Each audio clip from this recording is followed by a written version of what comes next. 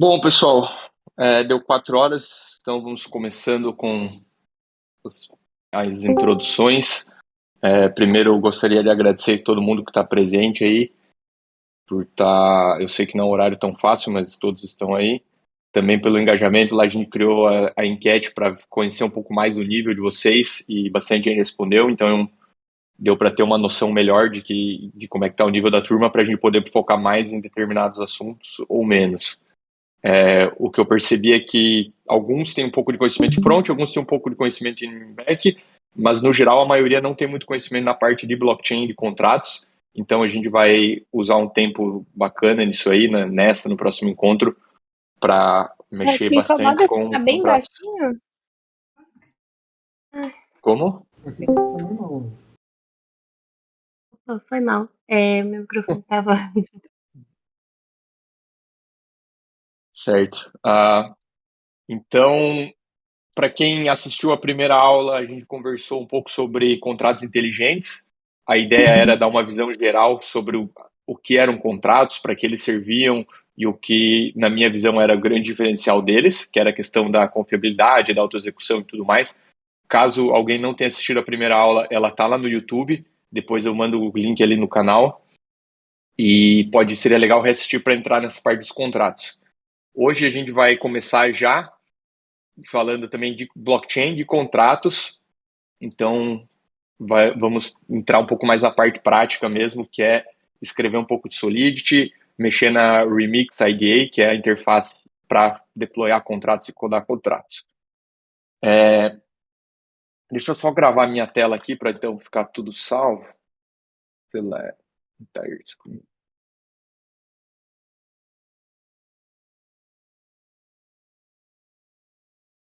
Certo. Agora está gravando.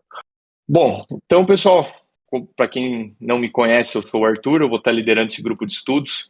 Eu já trabalho fazem 3 anos aí na área de Web3, embora eu tenha um foco maior no meu atual trabalho na questão de front-end, eu lidero o time de front, eu sou full stack e também já mexi bastante nos contratos no meu tempo livre. Profissionalmente não tanto, mas na minha parte livre eu gosto bastante.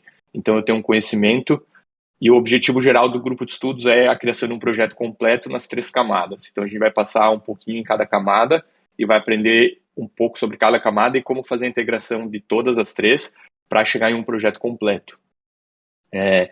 Então, esses encontros vão acontecer aí durante 3 meses. Então, eu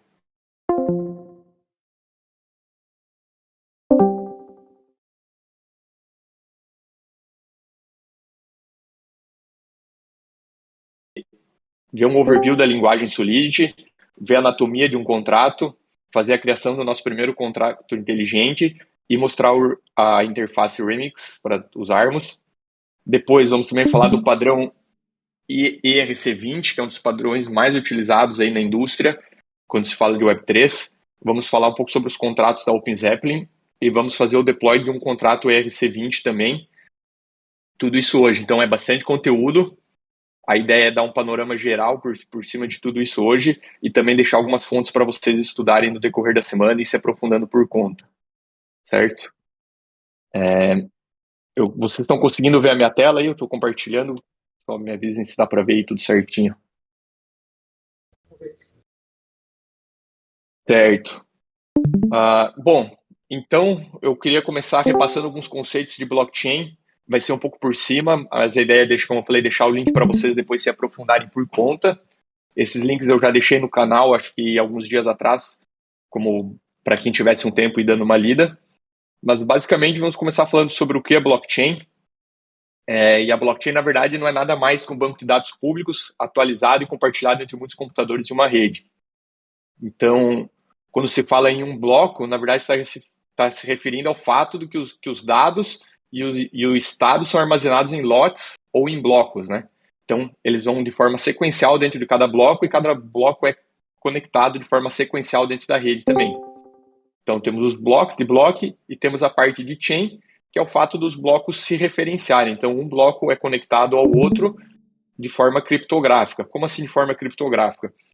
Porque o bloco ele vai ter o hash do bloco pai dele, isso passa por uma função criptográfica para a obtenção desse hash, e ele vai salvar a informação desse hash pai para saber qual é o bloco pai dele. Então, os blocos vão se conectar dessa forma sequencial com a utilização de hashes. Então, o conceito de blockchain é basicamente isso. Não é nada muito complexo, mas é muito interessante porque ela traz novas possibilidades bem diferentes do que a gente está acostumado. Então, dentro das blockchain, nós temos o Ethereum, que é a maior blockchain pública.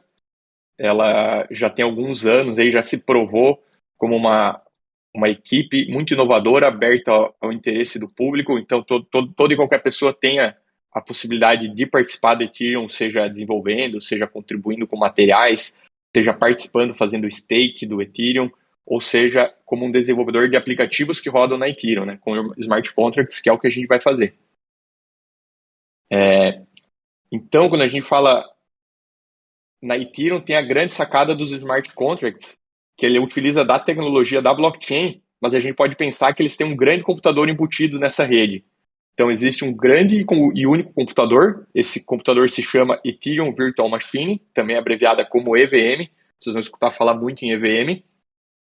E na EVM, todos os participantes que estão na rede Ethereum concordam com o estado atual da EVM. O que isso quer dizer? Que todo mundo tem que estar de acordo com o estado da rede, senão esse estado não é válido.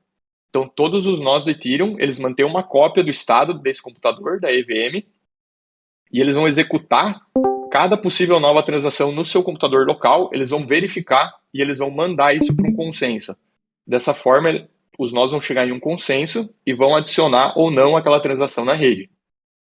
Então, assim, qualquer pessoa pode fazer uma solicitação de transação para a rede, ela vai ser transmitida, todos os participantes da rede vão verificar, vão validar e vão executar esse cálculo, então eles vão mandar para o consenso. Ao chegar no consenso, eles vão mudar o estado da rede e vai ser incorporado e propagado em toda a rede. Então a grande sacada da Ethereum Virtual Machine, da EVM, é essa questão de compartilhar um estado entre todos os participantes da rede, eles realizarem os cálculos e chegarem no consenso. Estudo para parte de usos de mecanismos criptográficos, que eles, na verdade, eles garantem que uma vez que a transação é verificada como válida e adicionada na cadeia do bloco, ela também garante que as transações venham a acontecer depois não possam ser alteradas. Porque para você alterar isso, você teria que alterar todos os blocos da sequência. E você jamais conseguiria obter o consenso dessa aprovação. Então, assim, é quase impossível de ter qualquer fraude. Porque todos os blocos vão estar ativos, participando e trabalhando com a validação. Então, de forma geral, essa é a grande sacada do Ethereum, que é a Ethereum Virtual Machine, e a questão de compartilhar o estado e de ter que validar. E também tem um conceito muito importante dentro do Ethereum, que é o Ether. O que é o Ether? O Ether, na verdade, é a criptomoeda nativa do Ethereum. Ele é usado para possibilitar um mercado, eles chamam de mercado de cálculos, que, na verdade, para você realizar uma transação, você precisa pagar em Ether. E por que você precisa pagar para realizar a transação? Tem vários pontos, mas o mais importante é porque isso traz segurança para a rede. Como eu falei para vocês, a Ethereum Virtual Machine é um computador só e um grande computador. Então, se esse computador travar, a rede inteira vai travar e vai cair. Então, isso não pode acontecer. Então, uma das primeiras coisas que eles trouxeram no Ether foi essa questão de você pagar a transação para ninguém conseguir sobrecarregar a rede sozinha. Porque imagine se você não tivesse que pagar nada para utilizar a rede, você poderia enviar infinitas requisições, você ia conseguir sobrecarregar e travar a rede. Então, você não consegue fazer isso porque você tem que pagar uma quantidade de dinheiro próxima de valores inviáveis para uma pessoa comum. Então, tem um desses pontos. O outro é que ele é usado para pagar a recompensa dos validadores. Lembra quando eu falei que existem esses nós ali na rede? E esses nós são responsáveis por pegar a sua transação, simular, rodar ela localmente e depois chegar no consenso? E eles estão realizando um trabalho, né? Um trabalho computacional, um trabalho de cálculo, e eles vão ser recompensados por isso a partir da taxa da transação que você pagou. Então, quando você vai transacionar, você vai pagar uma taxa para a rede e a rede vai dar essa recompensa para quem fez a validação. Então, ter o conceito de Ether é importante. Então, quando alguém fala assim, Ethereum é a blockchain, Ether é a moeda utilizada. Muitas vezes eles são utilizados de forma intercambiáveis, mas não é bem certo você falar que você pagou com Ethereum, né? Na verdade, você pagou com Ether. Você pagou para transacionar na rede Ethereum. Muita gente vai falar, paguei com Ethereum, vocês já vão entender, mas o certo é falar que você pagou um Ether. Essa é a moeda utilizada para transacionar na Ethereum.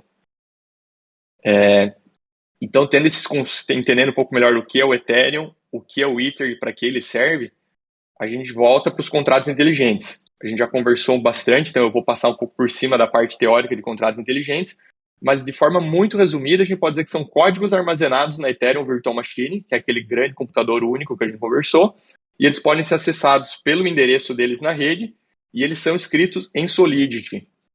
Então, Solidity é a linguagem utilizada para escrever contratos inteligentes e é a linguagem que a gente vai utilizar e ver agora, certo? Antes de a gente começar a falar de Solidity, pessoal, alguma dúvida sobre essa breve introdução aí de blockchain, Ethereum e Ether?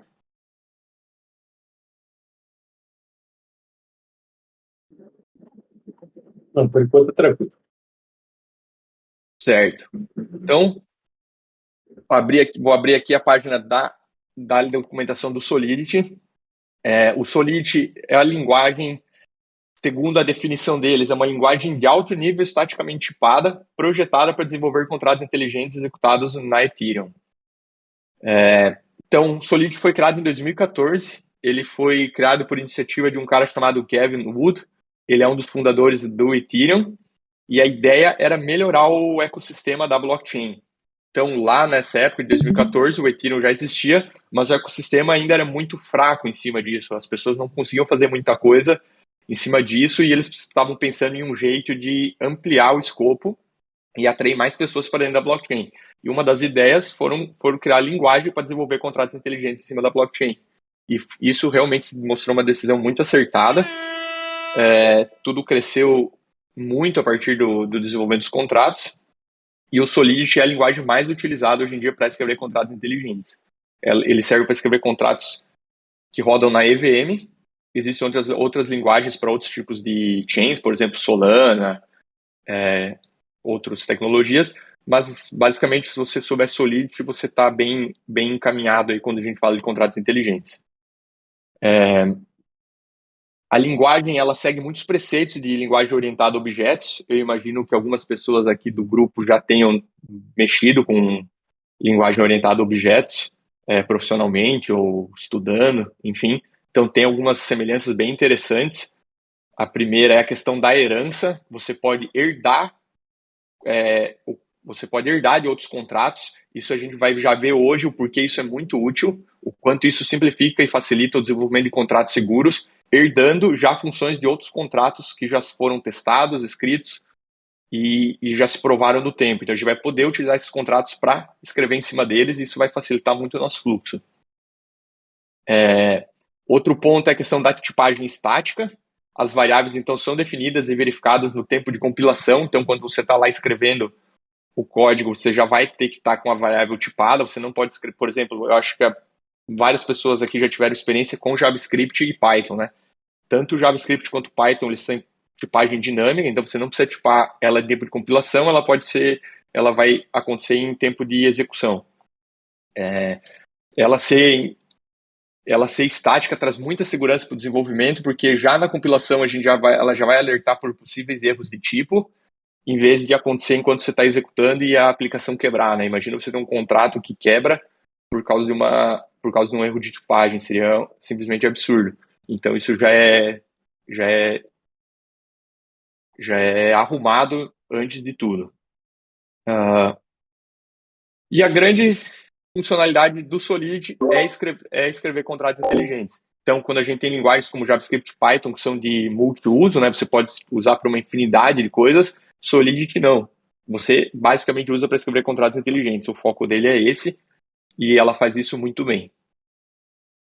Então, a gente vai começar falando um pouco sobre a linguagem. Nós vamos começar por um contrato básico aqui, e nós vamos começar utilizando o Remix IDE. Essa é a interface gráfica que dá para ver.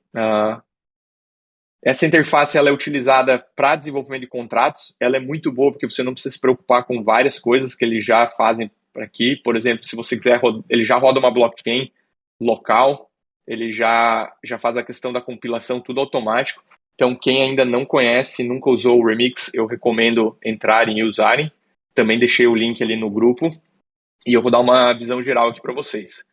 Então, quando vocês entram aqui, a primeira coisa que vocês vão ver é essa interface das pastas.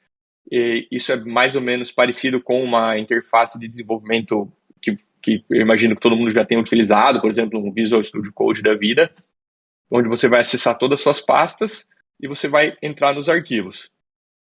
Então, nas pastas, você tem duas pastas aqui que são de usos locais do Remix, que é a de dependências e a de estados. Isso é basicamente para uso interno, então não precisa se aprofundar muito, mas as dependências são todas as dependências que o seu contrato tem, e as de estados são os estados da máquina virtual que eles estão rodando. E aí você tem a pasta dos contratos, aqui você vai colocar todos os contratos que você desenvolve, já vem vários, eles já vêm instalados, vamos dizer, já vêm programados aqui, você pode só abrir e mexer neles. Então, se vocês tiverem tempo depois, recomendo darem uma brincada com esses contratos que já vêm aqui. Na outra pasta, temos os scripts. Esses scripts, nós vamos aprender a escrever os nossos próprios scripts no nosso ambiente, então não vamos falar muito disso hoje, vamos deixar para outro encontro. E o mesmo para testes. Aqui vocês podem ver que temos alguns testes escritos em Solid. Nós também vamos aprender a escrever os nossos próprios testes para os smart contracts, utilizando TypeScript, e se der tempo, vamos ver também utilizando Solid. E aqui, então, vamos abrir um contrato de exemplo, só para mostrar para vocês. Aqui você tem um contrato, a gente já vai falar um pouco mais sobre o contrato em si. Mas aqui você pode vir nesse sinal de play e compilar o contrato. Ou você também pode vir na aba do compilador. Aqui na aba do compilador você pode escolher qual a versão do compilador você quer. Isso a gente também vai conversar daqui a pouco sobre versões de compilador e por que você precisa declarar a versão do seu contrato. Você pode vir aqui e só dar um compile, ele vai checar, vai procurar possíveis erros e vai compilar o seu contrato. Depois de compilado, você pode vir na aba de deploy, você escolhe o ambiente. Então, olha, uma das facilidades que o Remix tem, essa questão do ambiente interno. Ele já tem uma máquina virtual própria, que ele roda uma blockchain, e você não precisa se preocupar com nada. Você pode simplesmente vir e dar um deploy, e ele vai subir o seu contrato para essa rede. E aqui você vai poder interagir com o contrato. Então, ele traz todo o ferramental de desenvolvimento de contratos. Nós vamos utilizar, acredito que nos 2 primeiros encontros, mas depois a gente já vai começar a criar o projeto próprio e vamos utilizar um ferramental próprio com outras ferramentas como o Hard Hat, e nós vamos conseguir fazer tudo por dentro de lá. Então a gente vai escrever desde o código, os testes de deploy, os scripts, mas por início é muito bom utilizar essa interface porque você pode focar um pouco mais na questão dos contratos sem precisar se preocupar com todo o ambiente de desenvolvimento, porque o ambiente de desenvolvimento já está pronto aqui. Bom, tendo em vista, tivemos a apresentação da ferramenta, agora eu quero apresentar um pouco para vocês a cara de um contrato, né? Então, assim, quando a gente fala num contrato inteligente, a primeira coisa que a gente pode ver é aqui a primeira linha, onde a gente declara a licença que o código está. Então, é preciso entender que quando você deploy um contrato numa blockchain pública, todas as pessoas vão ter algum tipo de acesso a esse contrato, né? Elas vão poder chamar algumas funções, elas vão poder olhar aquele contrato, elas vão poder ver quais transações foram feitas com esse contrato. Então, tudo que gira em torno de blockchain, ele tem um aspecto público muito grande. E isso também é visto no desenvolvimento. Hoje você pode pegar alguns grandes protocolos aí, como a Aave, a Uniswap, todos possuem repositórios públicos no GitHub, onde você pode olhar todos os contratos deles e ver cada linha que foi escrito e trabalhar em cima disso. Então é importante que esses contratos tenham o que a gente chama de licença de uso. Então a licença de uso, basicamente, quando você escreve um contrato, você fala que licença de uso esse contrato tem. Se alguém pode usar esse contrato e ganhar dinheiro em cima dele, se alguém pode usar esse contrato de forma não comercial, se alguém pode usar esse contrato para simplesmente adaptar, e aí a partir de adaptado ele pode ganhar dinheiro em cima disso. Então você tem que definir que tipo de licença esse contrato tem. Isso é uma boa prática, e quando você pode ver que todos os contratos aqui do Remix vão ter as licenças aqui em cima. A segunda linha é qual versão do compilador esse código foi escrito e qual compilador ele deve ser usado para ser compilado. Então, a gente fala, a keyword aqui é Pragma, Solidity e a versão. Nesse caso, a gente está falando que esse código ele pode ser compilado de qualquer versão acima da 4.16 até uma antes da 0.9. Então é um ponto bem abrangente, você consegue pegar várias versões do compilador. Isso acontece porque o código é simples. Quando você pega contratos mais complexos, você faz uso de várias coisas específicas. Então você acaba sendo mais restrito em quais versões do compilador você pode usar. A gente vai passar depois por um contrato ERC20 e a gente vai ver que a faixa de compiladores que ela permite é bem menor. Geralmente ali na faixa só por exemplo, só do 0.8 para cima, ou só do 0.8 até o 0.8 ponto alguma coisa.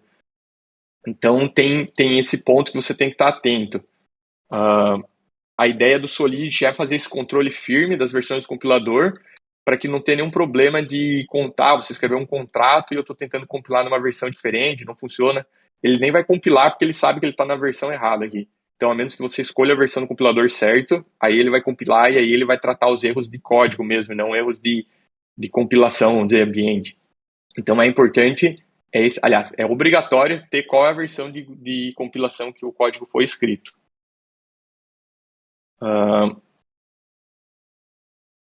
Outro ponto interessante de falar do Solid é que o Solid é uma linguagem de alto nível, né? Então, tudo que a gente está vendo aqui são palavras bem declarativas, né? A gente pode ver como palavras como funções, public, view, returns, mas tudo isso depois de compilado, ele vai virar bytecode e o bytecode é que é interpretado pela EVM. Então, quando você escreve um contrato, compila e deploya, ele vai virar bytecode, vai lá para a EVM. E é isso que a EVM vai usar para entender os seus contratos. A gente vai falar um pouco mais de bytecode e EVM lá na frente também, mas por hora é legal só saber que tudo que você está escrevendo dentro de um contrato vai virar bytecode, que vai virar código de máquina para a EVM. Então, agora podemos falar do contrato em si. Quando a gente está escrevendo um contrato, a primeira coisa de código em si que a gente declara é o contrato. Então, a gente vai escrever contract, que é uma palavra reservada do Solid, e o nome do contrato. Então, nesse caso, nós temos um contrato chamado Simple Storage e chegamos na primeira linha de código dele. Tá aparecendo. Então, o Solid ele enxerga um contrato como uma coleção de código, ou seja, suas funções e de dados, que é o seu estado. E todos eles vivem no endereço específico da blockchain. E o que são os dados ou o seu estado? É tudo que fica armazenado como informação dentro de um contrato. Então, nesse caso desse contrato chamado Simple Storage, o nosso dado que nós estamos guardando se chama Stored Data. Então, essa é a nossa variável, chamada Stored Data. Ela é do tipo uint, que é um unsigned integer de 256 bits, ou seja, é um inteiro sem sinal. E ela vai ficar guardada no storage do contrato. E também vamos ter duas funções para interagir com esse estado. A primeira função é um set, que essa função vai receber um valor e vai guardar na nossa variável de estado chamada stored data.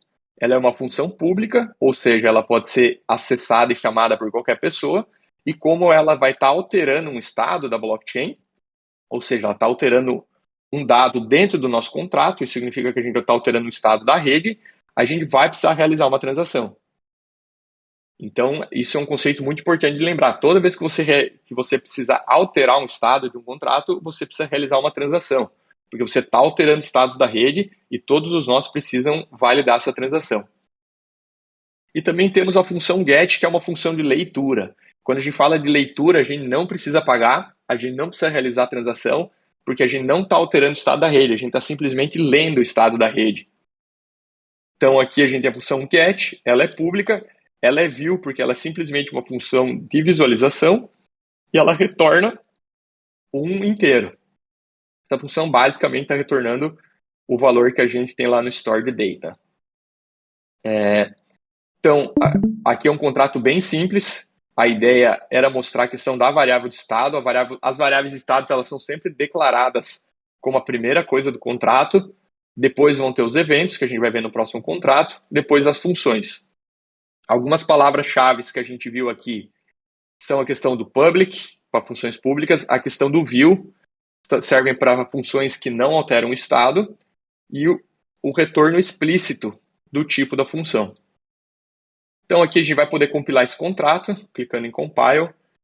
Ele foi compilado com sucesso, a gente pode fazer o deploy dele. Então aqui, ó, vamos escolher o ambiente que já está escolhido, a conta que nós vamos fazer e o contrato que a gente quer deployar. Nesse momento, esse é o único contrato que eu tenho compilado. Eu vou clicar em Deploy e ele foi deployado na minha rede aqui. Se vocês quiserem, aqui embaixo tem mais detalhes. Ele aqui é tipo um log da blockchain.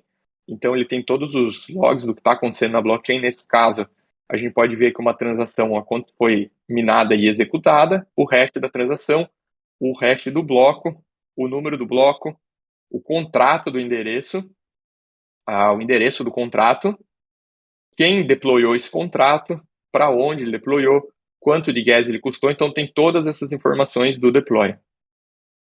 E aqui do lado a gente tem uma lista com os contratos deployados e a gente pode interagir com eles. Então, as duas funções que a gente comentou antes do set e do get, elas ficam visíveis aqui.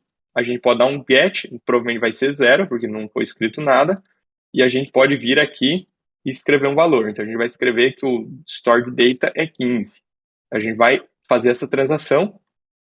Aqui no Remix a gente não precisa confirmar a transação, mas isso numa interface vocês veriam uma mensagem lá na carteira digital, por exemplo, o MetaMask, ele apareceu um pop-up e vocês teriam que assinar aquela transação e pagar a taxa também, né? Então aqui a gente setou, aqui a transação, mesma coisa, temos o hash da transação, o bloco, quem fez essa transação, para quem ele fez essa transação, quanto de gas ela custou, o output, tudo mais. E aí agora a gente vai ler novamente o estado do contrato e a gente tem a informação. O stored data possui atualmente o valor de 15. Então, de maneira geral, um contrato é isso. Ele possui estados e ele possui funções para interagir com esses estados. Essas funções elas podem ser transacionais, onde elas alteram o estado da rede e você precisa pagar taxa, ou elas podem ser funções de leitura apenas, que você não precisa pagar. Alguma dúvida, pessoal, sobre esse contrato? Esse valor de gás que o Remix mostra ali é sobre a postagem desse contrato ou é da chamada da função? O gas aqui, Não, ali no você está código dizendo aqui. mesmo. Na linha onde está descrita a função, tem ali do lado um símbolozinho, ó, gas.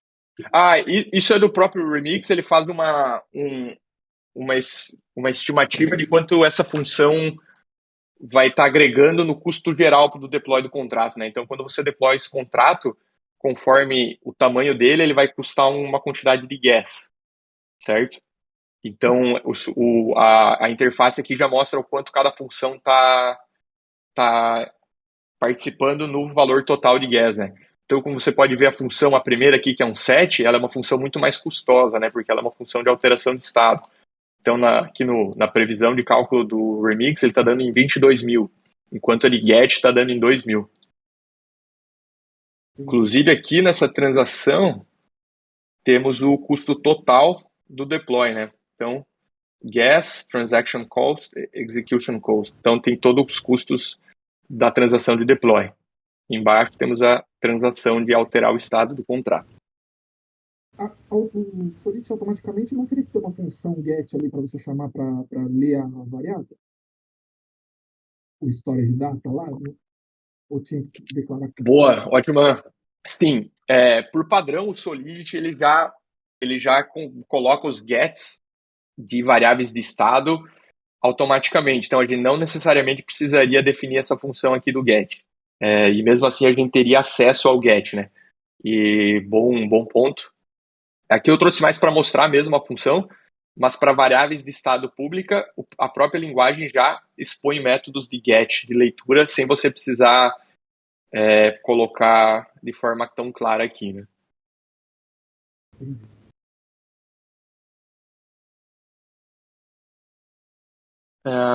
Bom, agora eu quero mostrar um contrato um pouco mais complexo para vocês.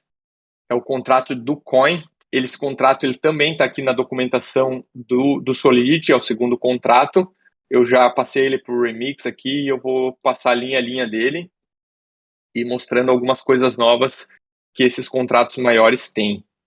Então, O contrato coin ele é muito interessante e não é à toa que ele é utilizado como segundo exemplo do Solidity, porque ele mostra como funciona a dinâmica de guardar balanços em um contrato, né? Então, diferente do sistema financeiro tradicional, onde os fundos ficam num banco, por exemplo, aqui eles ficam armazenados no próprio contrato. Então, quando a gente fala de autocustódia, a gente está falando disso. Os contratos não estão na mão de uma entidade, eles estão na mão do contrato. O contrato é o responsável por guardar os balanços de todo mundo. Isso também traz alguns problemas, né? Por exemplo, o banco, se você for roubado, ele pode estornar o seu dinheiro. Isso no contrato não existe, né? O contrato ele vai seguir as regras que ele foi programado para seguir. Então, como é que um contrato guarda essas informações? Quanto cada usuário tem, quanto cada usuário pode gastar, e eles guardam isso numa variável de estado. E essa variável de estado, na linha 9, se chama balances, e ela utiliza uma estrutura chamada mapping. O mapping, para quem conhece JavaScript ou Python, ele é muito parecido com um objeto do JavaScript e um dicionário do Python. Ele guarda chaves e valores. Então, aqui na linha 9, a gente está declarando um mapping com a chave do tipo address e o valor do tipo uint. Ele é público e se chama balances. O que isso significa na prática? Nós vamos ter uma estrutura de dados dessa forma aqui. Nós vamos ter um endereço. Então, eu vou escrever como se fosse JavaScript, que eu acho que é uma linguagem que é mais familiar para todo mundo. Então, a gente tem esse objeto, a gente tem essa chave endereço, que a gente pode dizer que é 0123. Vamos botar o endereço aqui. E ela tem o balanço desse endereço. Então, vamos colocar que esse endereço tem 300. E aqui você vai ter outro endereço e você vai ter o balanço dele. O mapping é justamente isso. Cada novo endereço você vai adicionando e vai salvando o seu balanço. Quando você quiser acessar o balanço de um endereço, você vai fazer via balances e o endereço que você quer acessar. E aqui você vai receber o valor, nesse caso seria 300. Então o mapping é uma estrutura muito utilizada dentro do Solidity, principalmente porque ela é utilizada como na parte de balanços, que é basicamente a maior utilização dos contratos inteligentes, são com intenções de financeiras, de ativos, de token. Então você vai ter um balance em basicamente todo tipo de contrato relacionado a transações. Então é bem importante entender como funciona um balance. Bom, eu queria passar isso primeiro só para voltar, mas voltando, vamos estudar esse código linha a linha. Então, primeira linha, como a gente falou antes, é a questão da licença, possui a mesma licença de uso público. E aqui a gente já tem uma seleção de compilador bem mais estrita, né? Nesse contrato aqui, a gente está falando que apenas versões do contrato 8, do compilador 8.0 para cima, podem ser utilizadas. Por quê? Porque esse contrato faz uso de algumas partes da tecnologia que foram introduzidas só na versão 8.0 para cima. Então, se a gente tentar compilar isso com um compilador de uma versão mais antiga, não vai funcionar. Então, é importante a gente ter essa questão estrita da versão do compilador. Então, a gente vai para a próxima linha, onde a gente está declarando nosso contrato, chamado coin. E a nossa primeira variável de estado declarada é a mainter, que é uma variável de tipo endereço pública. O que é o endereço? O endereço também é uma palavra-chave de Solidity e é usada para guardar endereços, como o nome já diz, e pode ser usada tanto para guardar endereços de contratos como endereços públicos de contas. E faz uso da keyword public, que automaticamente gera a função para ler esse valor de estado, conforme a gente falou ali antes. Então, sempre que a sua variável de estado tiver public, o Solidity já vai gerar uma função para você ler o valor dela automaticamente. Você não precisa declarar outra. Na segunda linha, a gente tem a variável pública do tipo o mapping, que é do balance, e a gente conversou antes sobre como ela é, e logo daqui a pouco a gente vai interagir com ela e vai ficar ainda mais claro como que um balance funciona, como que a gente lê de um balance. Depois das variáveis de estados, tem os eventos. Os eventos, eles são usados para os clientes, então você imagina que você lá tem uma aplicação web ou um back-end, ele vai ser o cliente desse seu contrato e ele pode ficar escutando os eventos dos contratos. Então, toda vez que o contrato emitir um evento, você vai estar escutando e você vai poder interagir em cima disso. Você vai receber os argumentos que foram enviados para os eventos e você vai poder fazer alguma coisa em cima disso lá com a sua lógica da sua aplicação. Então, nesse caso, a gente tem um evento declarado pela palavra-chave event, chamado sent, e ele recebe 3 parâmetros. Ele recebe quem mandou, para quem ele mandou e quanto ele mandou. Então, toda vez que esse token aqui, esse coin for enviado na função send, ele vai emitir esse evento e quem estiver escutando esse evento vai receber essas 3 informações. Quem mandou, para quem mandou e quanto mandou. Uma dúvida. Então, isso tem várias utilidades, né? Esse evento é só o meu front que escuta ou eu posso com outro contrato ficar escutando e usar isso como gatilho? Ele é só escutado por clientes. O outro contrato ele não escuta o evento, mas a gente também vai ver um pouco mais para frente como que a gente pode fazer o contrato reagir a outros tipos de ações de contrato, né? Então, a gente tem um conceito chamado callbacks que podem fazer justamente essa questão de reagir vamos dizer, um evento. Não exatamente ao evento, mas aconteceu alguma coisa em tal contrato, o contrato vai poder reagir a isso.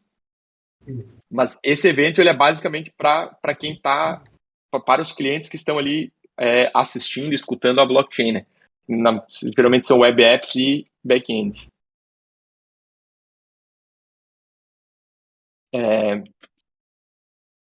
Depois dos eventos, a gente declara o nosso construtor. Quem mexe com programação orientada a objeto já sabe o que é um construtor. Mas um construtor, ele é uma função especial, ela é executada durante a criação do contrato e ela não pode ser chamada depois que ele foi criado.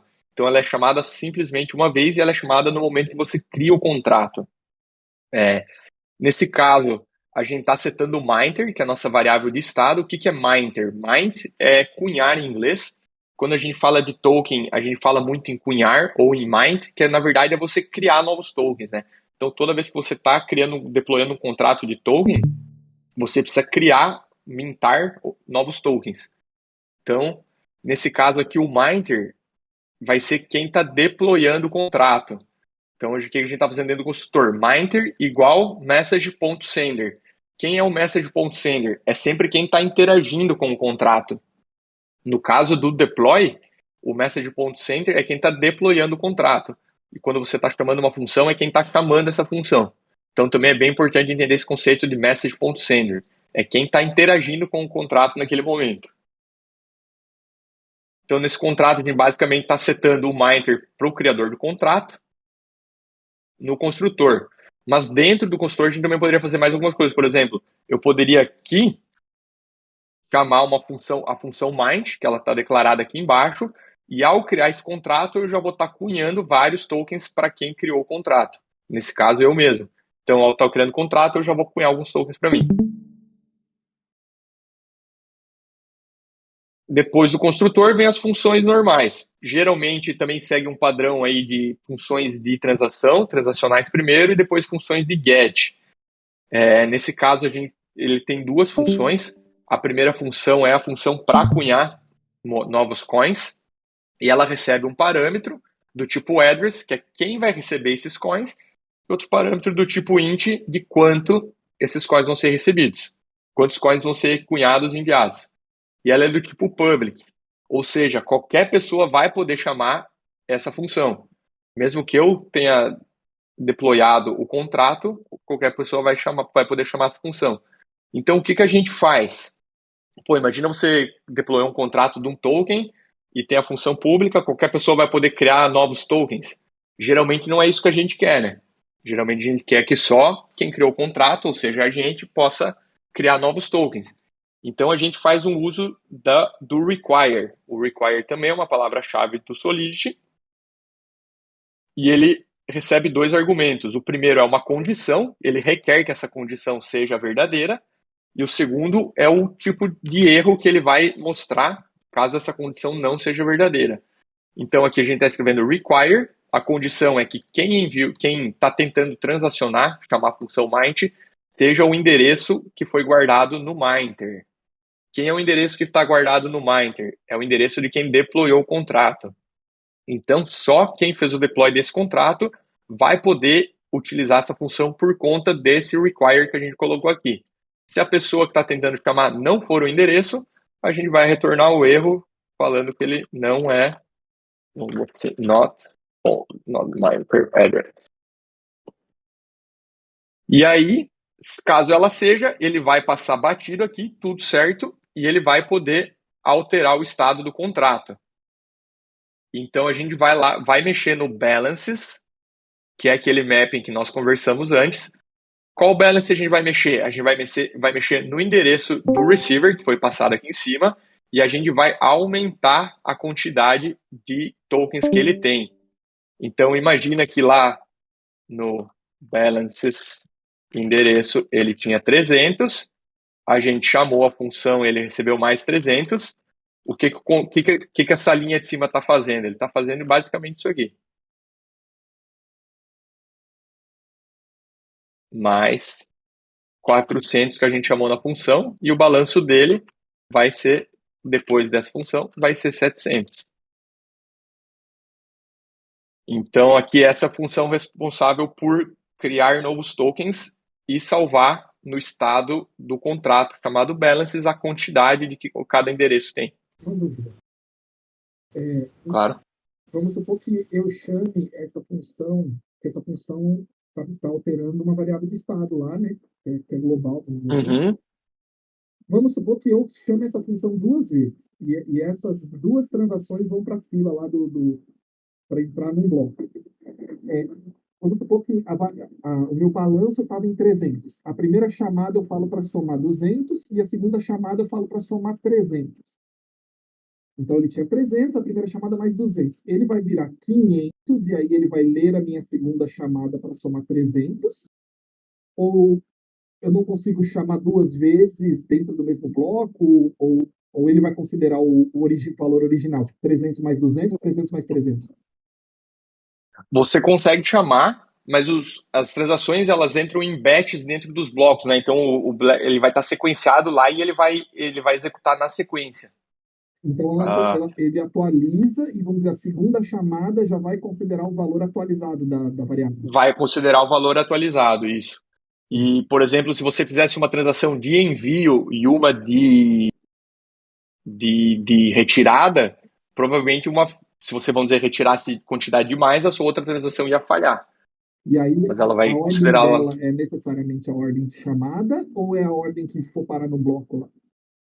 Não, é a ordem do bloco. Então, por exemplo, você pode tentar transacionar a primeira vez e botar a taxa de gas bem baixa, e você pode pôr a segunda e botar a taxa de gas bem alta. Então, a tua segunda provavelmente com certeza vai ser pega primeiro, porque ela vai estar pagando mais taxa, né?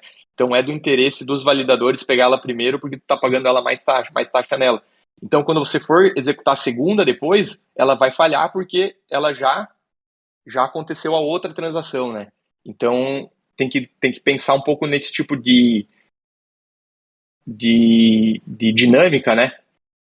Da questão de se a sua transação depende de outra transação, é interessante que você pense numa alternativa, por exemplo, mandar essas transações tudo junto, ou você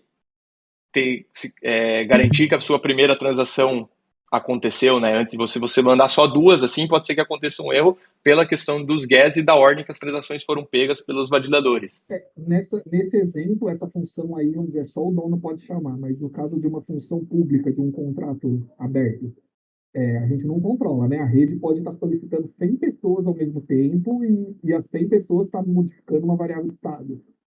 Vira meio que, entre aspas, bagunça, né? Porque quem que alterou primeiro vai entrar na fila, aquela variável vai alterando de cima para baixo de acordo com as transações, e no final, quem mandou uma transação pode ter até um resultado inesperado, porque outras transações entrou primeiro, mudou a variável antes dele, já não era mais o valor que era aquela quando ele mandou a transação. Sim. Isso não só pode acontecer, como ela acontece em alguns casos. Por exemplo, coisas que acontecem é você identificar uma transação que foi lucrativa, por exemplo, você reconheceu lá que você consegue comprar a moeda X em algum lugar e vender ela por um pouco mais caro em outro lugar. O que acontece é as pessoas elas ficam olhando o que a gente chama de mempool. Mempool é para onde vai todas as transações onde elas vão ser selecionadas, né? Então, você quer mandar uma transação, ela vai primeiro para mempool e lá os validadores vão pegar essas transações.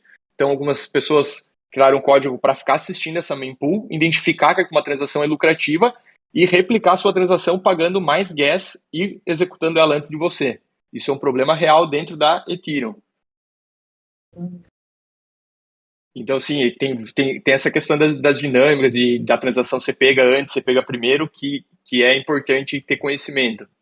Eu falo que eu fiz um código, brincando aqui, fiz um código de leilão de NFT. E aí me ficou na dúvida, por exemplo, o preço lá tá, 5 Ethers. Então eu vou dar um lance de 5.1, só que aí outra pessoa entrou junto, deu 5.5 primeiro. Se a minha entrar primeiro que a dela, ela pagou a transação, mas a dela não vai ser aceita porque o dela foi um valor menor que o meu. E aí a pessoa fica pagando gás e a transação dando erro, pagando gás dando erro, porque muitas pessoas ao mesmo tempo estão dando lance e ela não consegue ver qual é o valor real da variável de estado antes de fazer a transação. Isso também é possível de acontecer, mas a questão da variável, conforme ela for atualizando, cada bloco a pessoa vai ter a última informação disponível do bloco, né? E aí vai estar todo mundo competindo a partir dessa informação. Mas, sim, isso é algo a se considerar também, né? Então, várias pessoas podem estar tentando transacionar e alterar aquele estado no mesmo momento, e quem tiver a transação incluída primeiro vai levar vantagem e provavelmente vai fazer as outras transações falhar também.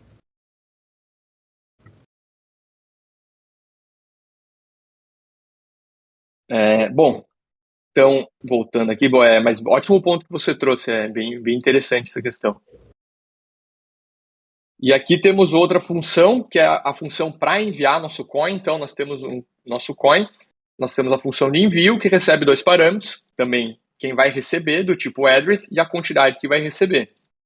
Essa função qualquer pessoa pode chamar, mas temos um require, que ele checa se a pessoa que está tentando enviar possui realmente essa quantidade de moedas para enviar, né? Então, a gente checa se o amount que eu estou tentando enviar é menor do que a quantidade que eu tenho de balanço. Caso não seja, a gente fala que o usuário não tem balanço suficiente. Caso ele tenha, vamos passar desse require, vamos estar diminuindo o balanço de quem está enviando esse dinheiro e vamos estar aumentando o balanço de quem está recebendo esse dinheiro. E depois disso acontecer, a gente vai emitir um evento chamado send, com as informações de quem enviou, quem recebeu e quanto enviou. Então, nesse contrato, a gente já tem vários conceitos novos que são muito importantes, né? O primeiro que a gente está falando aqui é a questão da variável do tipo address. Ela é muito utilizada, ela vai ser sempre utilizada para guardar o endereço dentro do contrato. Pode ser utilizada para guardar endereços de outros contratos ou de carteiras. Variáveis do tipo mapping, que são como objetos do JavaScript e do Python, e dicionários do Python. E nesse caso está sendo usada para guardar os balanços. Esse formato aqui é utilizado em todos os tokens que você vê aí. Então, quando você fala de tokens famosos, tipo USDC, USDT, todos utilizam esse padrão.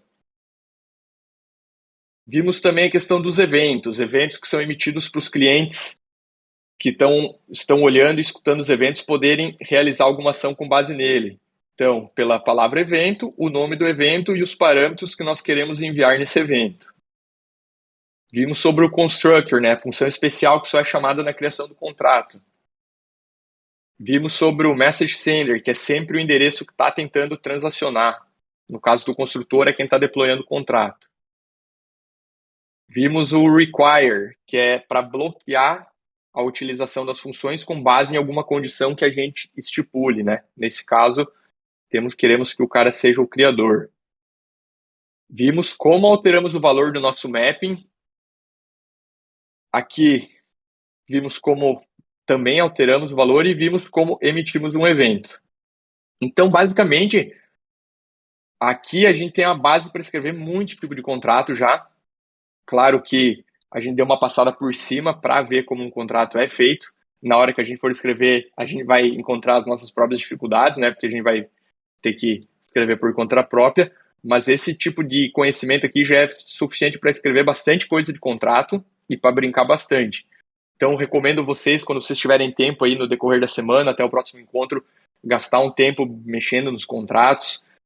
Usem aqui dentro do Remix, tem vários contratos prontos que vocês podem ir lendo, podem ir alterando e mexendo aqui, porque obviamente é tudo gratuito, né? Você está rodando isso tudo no blockchain dentro da VM deles, então vocês podem mexer sem medo aí de fazer besteira que não tem problema. Bom, alguma questão sobre esse contrato que a gente acabou de ver, alguma dessas novas informações que nós vimos aqui?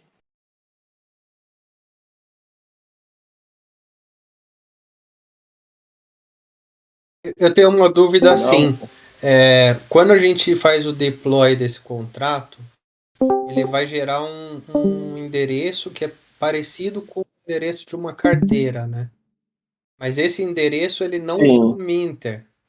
Então, como que esse Minter ele vai colocar a carteira? Especificar qual que é a carteira do Minter?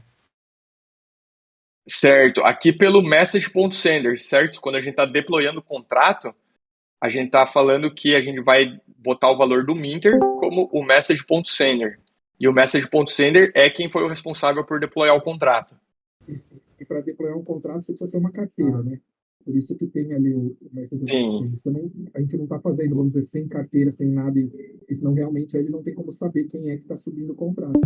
Mas é uma carteira que posta um contrato, então aí ele guarda essa carteira. isso, Entendi. fica guardado. É, A outra até eu vou dar dúvida. um exemplo aqui, ó. Ah, pode Pode, falar. manda aí.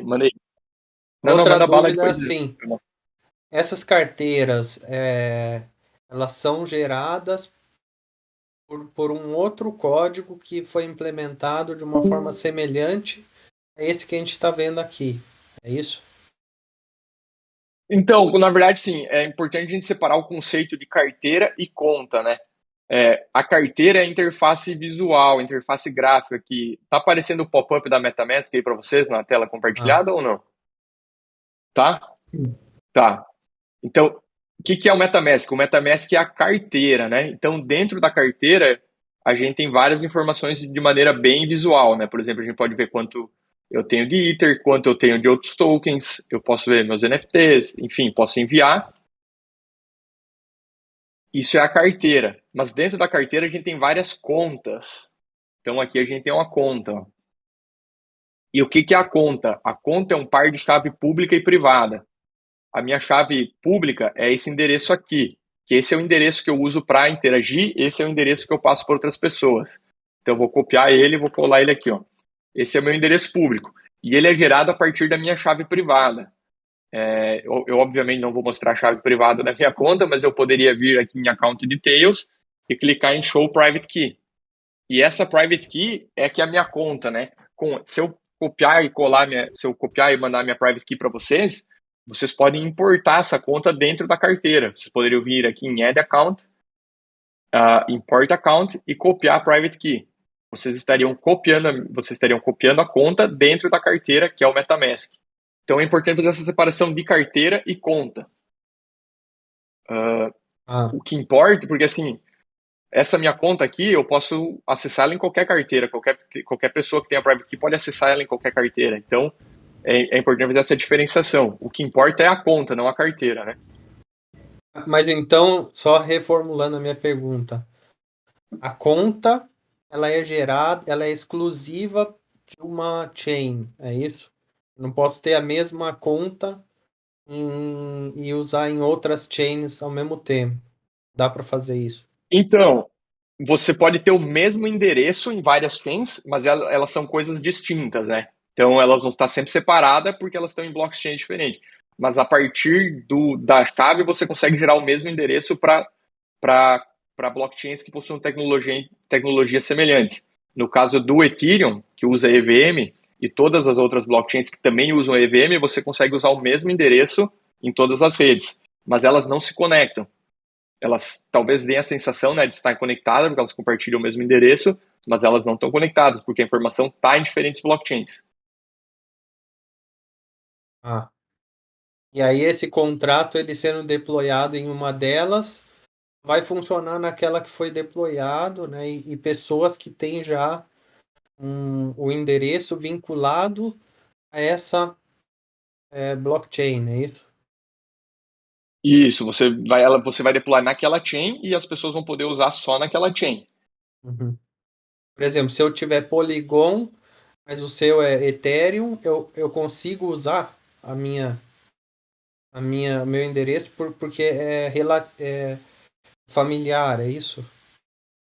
Você vai conseguir interagir porque você já vai ter a sua conta, você vai poder interagir com ela. Mas, por exemplo, tudo que você tem lá na Polygon, né, os seus balanços, enfim, você não vai ter nada Hum. daquilo na Ethereum. Então, mas você vai poder interagir normal com o mesmo endereço no contrato. Então, por exemplo, aqui Entendi. no MetaMask eu posso escolher qual blockchain eu quero me conectar, né? Então, vou me conectar, por exemplo, na Arbitrum. Mantenho o mesmo endereço aqui, mas você já pode ver que os meus balanços mudaram, né? Aqui eu tenho um pouco de Ethereum, aqui eu tenho um pouco de USDC. Uhum. E a última Então, você pode. pergunta minha, qual que é o Uhum. objetivo desse contrato em si que a gente está estudando aqui? Certo. Então, esse contrato ele é muito parecido com um token, né? O token ele é basicamente usado para tudo. Todas as transações dentro da blockchain, as financeiras, elas utilizam o padrão de token ERC20. Esse aqui ele é como se fosse um ERC20 simplificado. A ideia dele é que você cria um token, você guarda o balanço das pessoas, você seja capaz de enviar esse token para outras pessoas e também de criar novos tokens, né? Então, dentro da blockchain, é muito comum você criar tokens do seu projeto. Ah, eu tenho um projeto X e eu tenho o token no meu projeto. Então, você tem que uma estrutura de um contrato muito parecida com essa daqui. Tem os balanços, você tem as funções de envio. Então, eu trouxe pela essa questão dos balanços, eu acho que é a principal. É o mesmo usado para qualquer tipo de token. Ah, mas então tem É, várias outras funções que daria para colocar aí para ele ser viável em produção, é isso? sim, Esse é só isso, exatamente. um É, exemplo, isso tá? é um exemplo, eu diria que é um token bem básico, na verdade, né? Se a gente fosse usar em produção, a gente colocaria mais funcionalidades.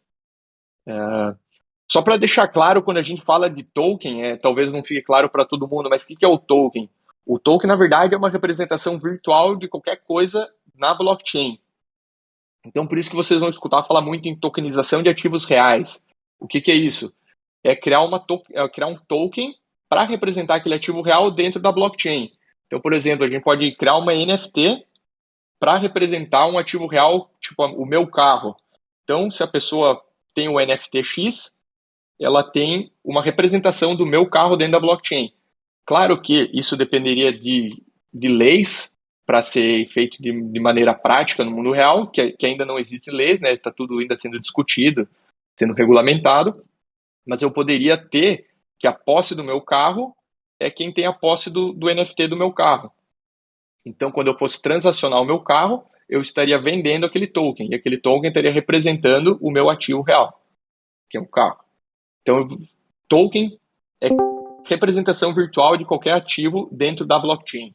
Por isso que se fala muito em token, é muito importante entender sobre tokens, porque eles são a base da blockchain da representação. Inclusive, o nosso próximo assunto é sobre o padrão de token ERC20, que é o padrão mais utilizado para tokens. Ele ele está aqui no OpenZeppelin. Eu também mandei esse link lá no grupo. E nós vamos falar um pouco sobre ele, porque todos os tokens utilizam esse padrão, e quando você for criar um token para produção, você vai utilizar esse padrão. Então é essencial entender o ERC20, a base dele, e o que a gente pode construir em cima dele. Deixa eu abrir aqui essa parte da documentação.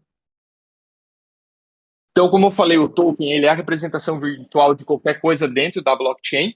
Isso pode ser, por exemplo, pontos de uma plataforma de recompensas, pode ser habilidades de um personagem dentro de um jogo, pode ser dinheiro, pode ser ativos reais, pode ser ações de uma empresa. Tudo isso pode ser representado por um token. E o padrão ERC20 ele é o primeiro padrão para definir um token funcional fungível. O que é um token fungível? Um token fungível é o token que eles são todos iguais e intercambiáveis. Então, se eu possuir um token fungível, eu posso trocar por outro pelo mesmo token de valor igual. Eles são todos iguais e intercambiáveis. Ao contrário dos tokens não fungíveis, que são os famosos NFTs, Non-Fungible Tokens. E a diferença do NFT é que cada token é único. Então, o NFT ele é muito mais interessante para representação de ativos únicos. Por exemplo, uma casa, um carro. Faz muito mais sentido a sua representação de um token não fungível, né? É muito difícil você falar assim, eu vou trocar o meu carro por um igual, né? Não existe um carro igual, existe um carro muito parecido. Pode ser o mesmo modelo, o mesmo ano, mas ele não é o mesmo carro, né? E ele provavelmente não tem o mesmo valor por diferentes razões, quilometragem, condição. Então, faz muito mais sentido o NFT. Enquanto o dinheiro, ele faz muito sentido, ele é algo fungível, né? Você troca R$1 por R$1. Você troca R$10 por R$10. Então, eles são intercambiáveis e possuem o mesmo valor. E o ERC20 é o padrão que define os tokens fungíveis. E ele é basicamente uma extensão do que a gente estava falando no contrato Coin, né? Então, o contrato Coin, ele parece simples, ele é simples, mas ele é muito parecido com o que a gente tem aqui dentro do ERC20. Dentro do ERC20, como a gente falou, é muito comum os contratos serem públicos, então a gente vai ter acesso aos contratos. Nesse caso aqui, esses contratos são escritos pela OpenZeppelin. OpenZeppelin, eles são uma comunidade, um grupo que escrevem contratos inteligentes. Eles basicamente criaram essa biblioteca de contratos, que eles são muito seguros. Eles são baseados em implementações sólidas e passam pelo veto da comunidade. Então, é muito interessante fazer o uso do contrato deles. E é gratuito também, né? Então, tem essa vantagem. E para a gente ver os contratos deles, é basicamente só entrar lá no repositório do GitHub deles, dentro da OpenZeppelin, OpenZeppelin Contracts, e a gente entra nos contratos. Então, aqui a gente tem acesso ao contrato inteiro. Então, é muito bom para estudar. Quem quer se aprofundar mais, recomendo entrar nesses códigos, nesses GitHubs e dar uma lida nesses contratos, principalmente nos contratos de ERC, que são os padrões. Eles são os principais contratos. E aqui a gente pode dar uma olhada no contrato. A gente vai fazer o mesmo caminho que a gente fez antes, que é basicamente passar pelo contrato e tentar entender um pouco. Então, um contrato de ERC20, ele começa criando uma variável de estados privada para manter os balanços. Aí você vai perguntar, mas por que essa variável não é por que ela é privada e não é pública para qualquer pessoa ler o balanço? Porque a gente vai expor uma função pública, que a função pode acessar essa variável e aí ela vai expor o balanço de um endereço. Tá aqui. O segundo é a variável de allowances. O que é allowances? Dentro de um contrato ERC20, você pode permitir que outra pessoa transfira os seus tokens no seu nome. Então, eu, por exemplo, posso dar permissão, vamos dizer, para a Ana, transferir até 200 tokens meus para quem ela quiser. Isso aqui vai ficar dentro da variável de estado allowances, que é um mapping de endereço para outro mapping que é de endereço e número. Então, basicamente, vai ficar assim, o meu endereço, o endereço que pode gastar e quanto ele pode gastar. Então, esse é o mapping de allowances. Tem algumas outras variáveis, como total supply, que é o valor total de tokens existentes, o nome do token e o símbolo dele. Método construtor da variável desse contrato é o nome e o símbolo do token. Então, cada token ERC20 que você for deployar, você pode dar um nome e um símbolo para ele. Ele não precisa ser único, né? Você pode repetir.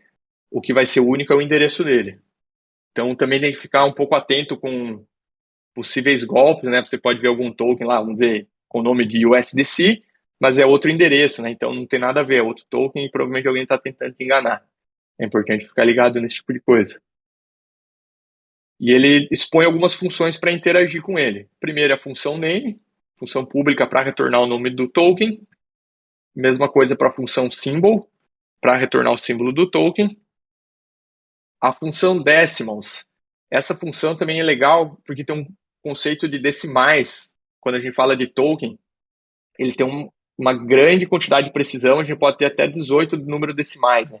Quando a gente está falando de dinheiro comum, a gente geralmente fala de centavos. Então, você pode ter até 99 centavos, né? Quando você chega a 100 centavos, você tem R$1.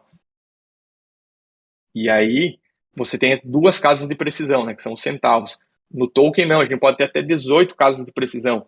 Então, a gente pode ter um balanço aí de 0,18 17 zeros, 1. Então, olha quanto é precisão muito maior do que nós estamos acostumados com o dinheiro. Dúvida. Na linha da função ali, tem public view virtual. Esse virtual, o que significa?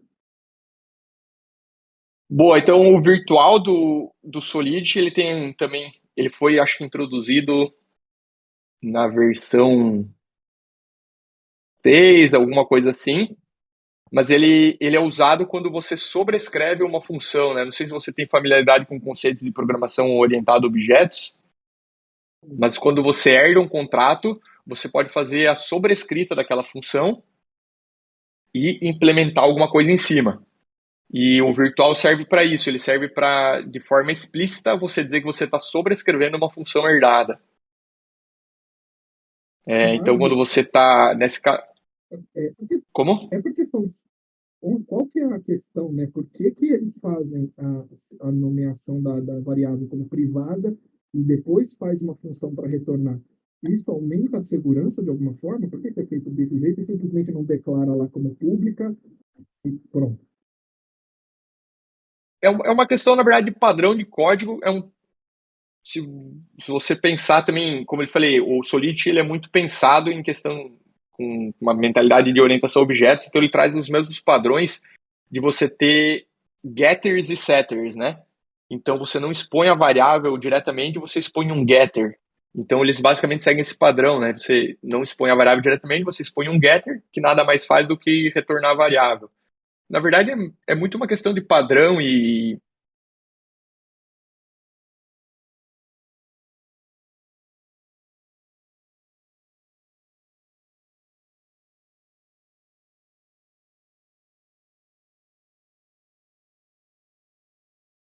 onde vai o meu conhecimento em questão de segurança é a mesma coisa, mas ao mesmo tempo é um pouco mais controlado, né?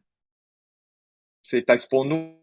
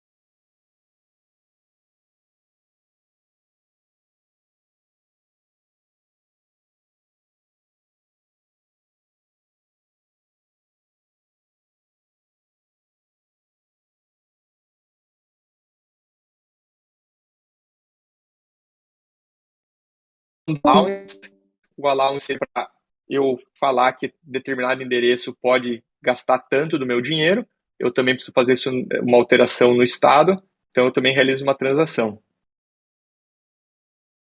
A transação também, temos a função de approve,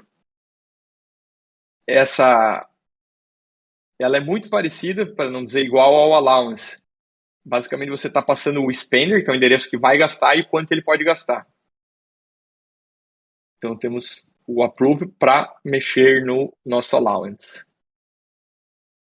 E aí, beleza, mas aí como é que eu vou interagir com uma pessoa me deu allowance, eu posso gastar tanto do token dela, e como é que eu posso interagir? Eu posso interagir fazendo a chamada na função transfer from. Então, eu recebo com um parâmetro da onde está saindo, para onde, quanto.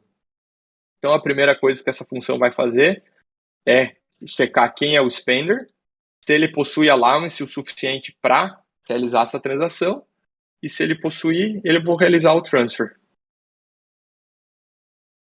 E aqui, basicamente, são funções internas, como vocês podem perceber que tem um underscore antes, né, um underline, e ele é utilizado para representar funções externas. Também fica bem claro com a keyword interna. Elas não podem ser por fora, elas são de utilização apenas de dentro do contrato. Então, o contrato faz uso delas em outras funções. Ali em cima, na anterior, no transfer from, ele atualiza o valor que eu posso mexer ou Eu estou vendo ali spend, de quem para quem o valor. Sim, ele aqui no Spend Allowance, depois do. Na verdade, aqui, ó, ele vai checar, né, qual é o allowance. Se você não tem allowance o suficiente, ele vai dar um erro, falando que você não tem allowance o suficiente. Senão, ele vai mandar o approve. Ele vai estar lá Aí corrente que allowance ele vai estar para alterando, né? Ele tá isso. Ele está chamando o approve, falando, pegando quanto você tinha menos o que você gastou agora. Então, sim, ele vai alterar o seu allowance, diminuindo quanto você pode E ele gastar. não tem uma função para tipo dar plenos poderes, vai. Tipo, você pode transferir qualquer quantidade da minha conta, por exemplo. Você pode fazer isso utilizando o approve e passando o que a gente chama de max int no value. O max int é um número gigantesco lá que você pode chamar uma vez. Então, aquele spender vai ter Allowance quantidade de quase. 900 trilhões. Exatamente. Então, basicamente, ilimitado para gastar os seus Ah, tá. tokens. Então o allowance não precisa Inclusive, ser necessariamente um pedaço do meu saldo. Ele não vai verificar se eu tenho aquela não, quantidade. não, não. Não, perfeito. Pode ser qualquer valor, inclusive um valor futuro que eu venha a ter ou que eu nunca tenha, e o cara vai ter o allowance lá. Se em algum momento eu tiver, ele vai poder gastar.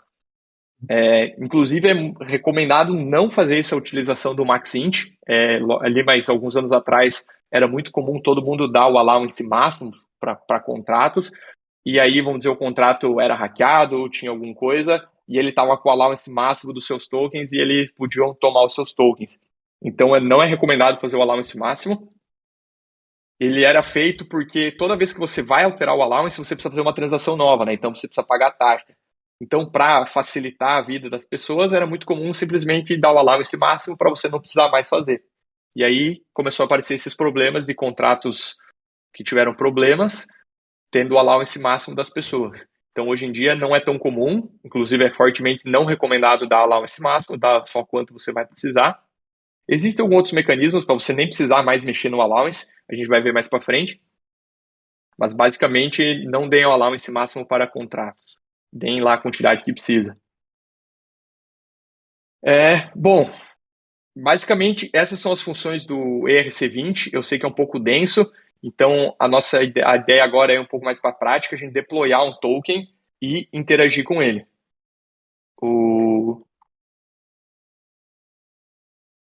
O ERC20, como eu falei, a gente está usando aqui dentro do OpenZeppelin e a gente vai fazer uso dele sempre porque vale muito a pena a gente utilizar esses contratos prontos para a gente não ficar reinventando a roda, né? Porque se eu quiser aprender, seria legal escrever um ERC20 do zero, mas depois que eu aprendi, entendo, não faz mais sentido eu ficar escrevendo um token próprio.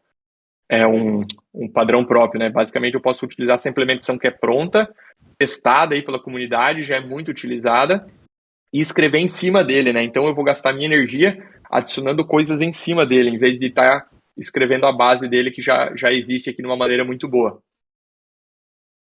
Então, a gente vai vir aqui no Remix, a gente vai criar um contrato novo aqui em Web3 Dev. Eu vou criar um contrato chamado Web3 Token ponto sol de Solidity.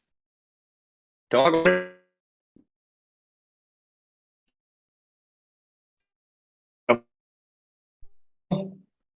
primeira coisa que a gente vai fazer e que a gente comentou antes, que é o que a gente sempre faz em um contrato, é definir a licença desse contrato. Isso que eu vou copiar e colar de algum outro contrato, não é nada, vocês não precisam decorar de jeito nenhum, tá? Isso aqui vocês basicamente vão sempre estar copiando de algum outro contrato, a menos que você tenha um caso de uso específico, aí você vai precisar entender qual é o tipo de licença que você quer que o seu contrato esteja e aplicar a licença certa. Na maior parte dos casos, como você vai estar desenvolvendo localmente, isso é indiferente. A partir do momento que o seu contrato for para produção, aí você vai ter que pensar aí na licença certa, né? Sobre a licença, é mais, vamos dizer assim, senso comum, né? Porque não existe nenhum tipo de aparato. Eu coloquei o meu contrato com uma licença tal, fulaninho copiou, então eu vou conseguir processar o fulaninho. Tipo, não tem direitos autorais de contrato. Cara, tem, mas a questão é quanto isso é levado a cabo, né? Porque assim, imagina que um cara lá no Vietnã comprou o seu contrato, copiou e utilizou o seu contrato. Assim, como é que a justiça vai atrás dele, né? Muito dificilmente vai. Mas, por exemplo, se você tivesse, sei lá, nos Estados Unidos, que eles levam isso muito a sério, e um cara lá dos Estados Unidos copiou e você processou ele lá dentro, provavelmente você teria um processo real e isso iria para frente. Mas o cara também pode adicionar uma, duas funções, adicionar umas duas variáveis lá e dizer que é um contrato diferente também, né? Porque as funções em si, os Uh, contratos, elas são, vamos dizer, muito cruas, são muito simples, né? A gente pega esses contratos de ERC20, os outros de NFT, são funçõezinhas pequenas, não tem como você dizer, não, essa sim, função é minha patente. Porque... sim. Não, principalmente nesses casos aí desses tokens padrões, né, quando o padrão RC20 e tal, não até porque eles são públicos, mas para contratos mais complexos aí que tem muita lógica, daí já é mais, tipo, é possível identificar, né, que ele fez uso do seu contrato, de toda a sua lógica e tal. Então, é útil, mas eu diria que são casos bem específicos que realmente levam isso a cabo e precisam disso, né? De maneira geral, a gente não precisa muito se preocupar com isso, nem, vamos dizer, ter medo de usar outros contratos, porque isso é algo, assim, para última instância, né? Bom, depois da licença, então, a gente vai falar qual a versão de Solidity a gente está escrevendo e a gente quer que nosso compilador seja. Então, a gente começa usando a palavra reservada Pragma, Solidity e a versão que a gente quer. Como a gente já está, o Solidity hoje está na versão 8. Deixa eu olhar aqui no site para não falar errado. 8.27, né, a última versão do Solidity, que foi liberada dia 4 de setembro, então faz pouco tempo. Mas a gente vai utilizar a partir da versão 8, então vou dar um 0.8.0 e qualquer coisa até a última versão. Então, só a versão 0.9 nem existe, né? Mas a gente está falando que tudo dentro da versão 0.8 a gente está aceitando, porque é muito difícil ter breaking changes dentro de versões tipo 0.8, né? A partir que ela for para 0.9, aí tem grande chance de ter alguma mudança significativa que pode quebrar o meu contrato. Então, tudo que for aí dentro da 0.8, a gente vai tá conseguindo compilar tranquilo.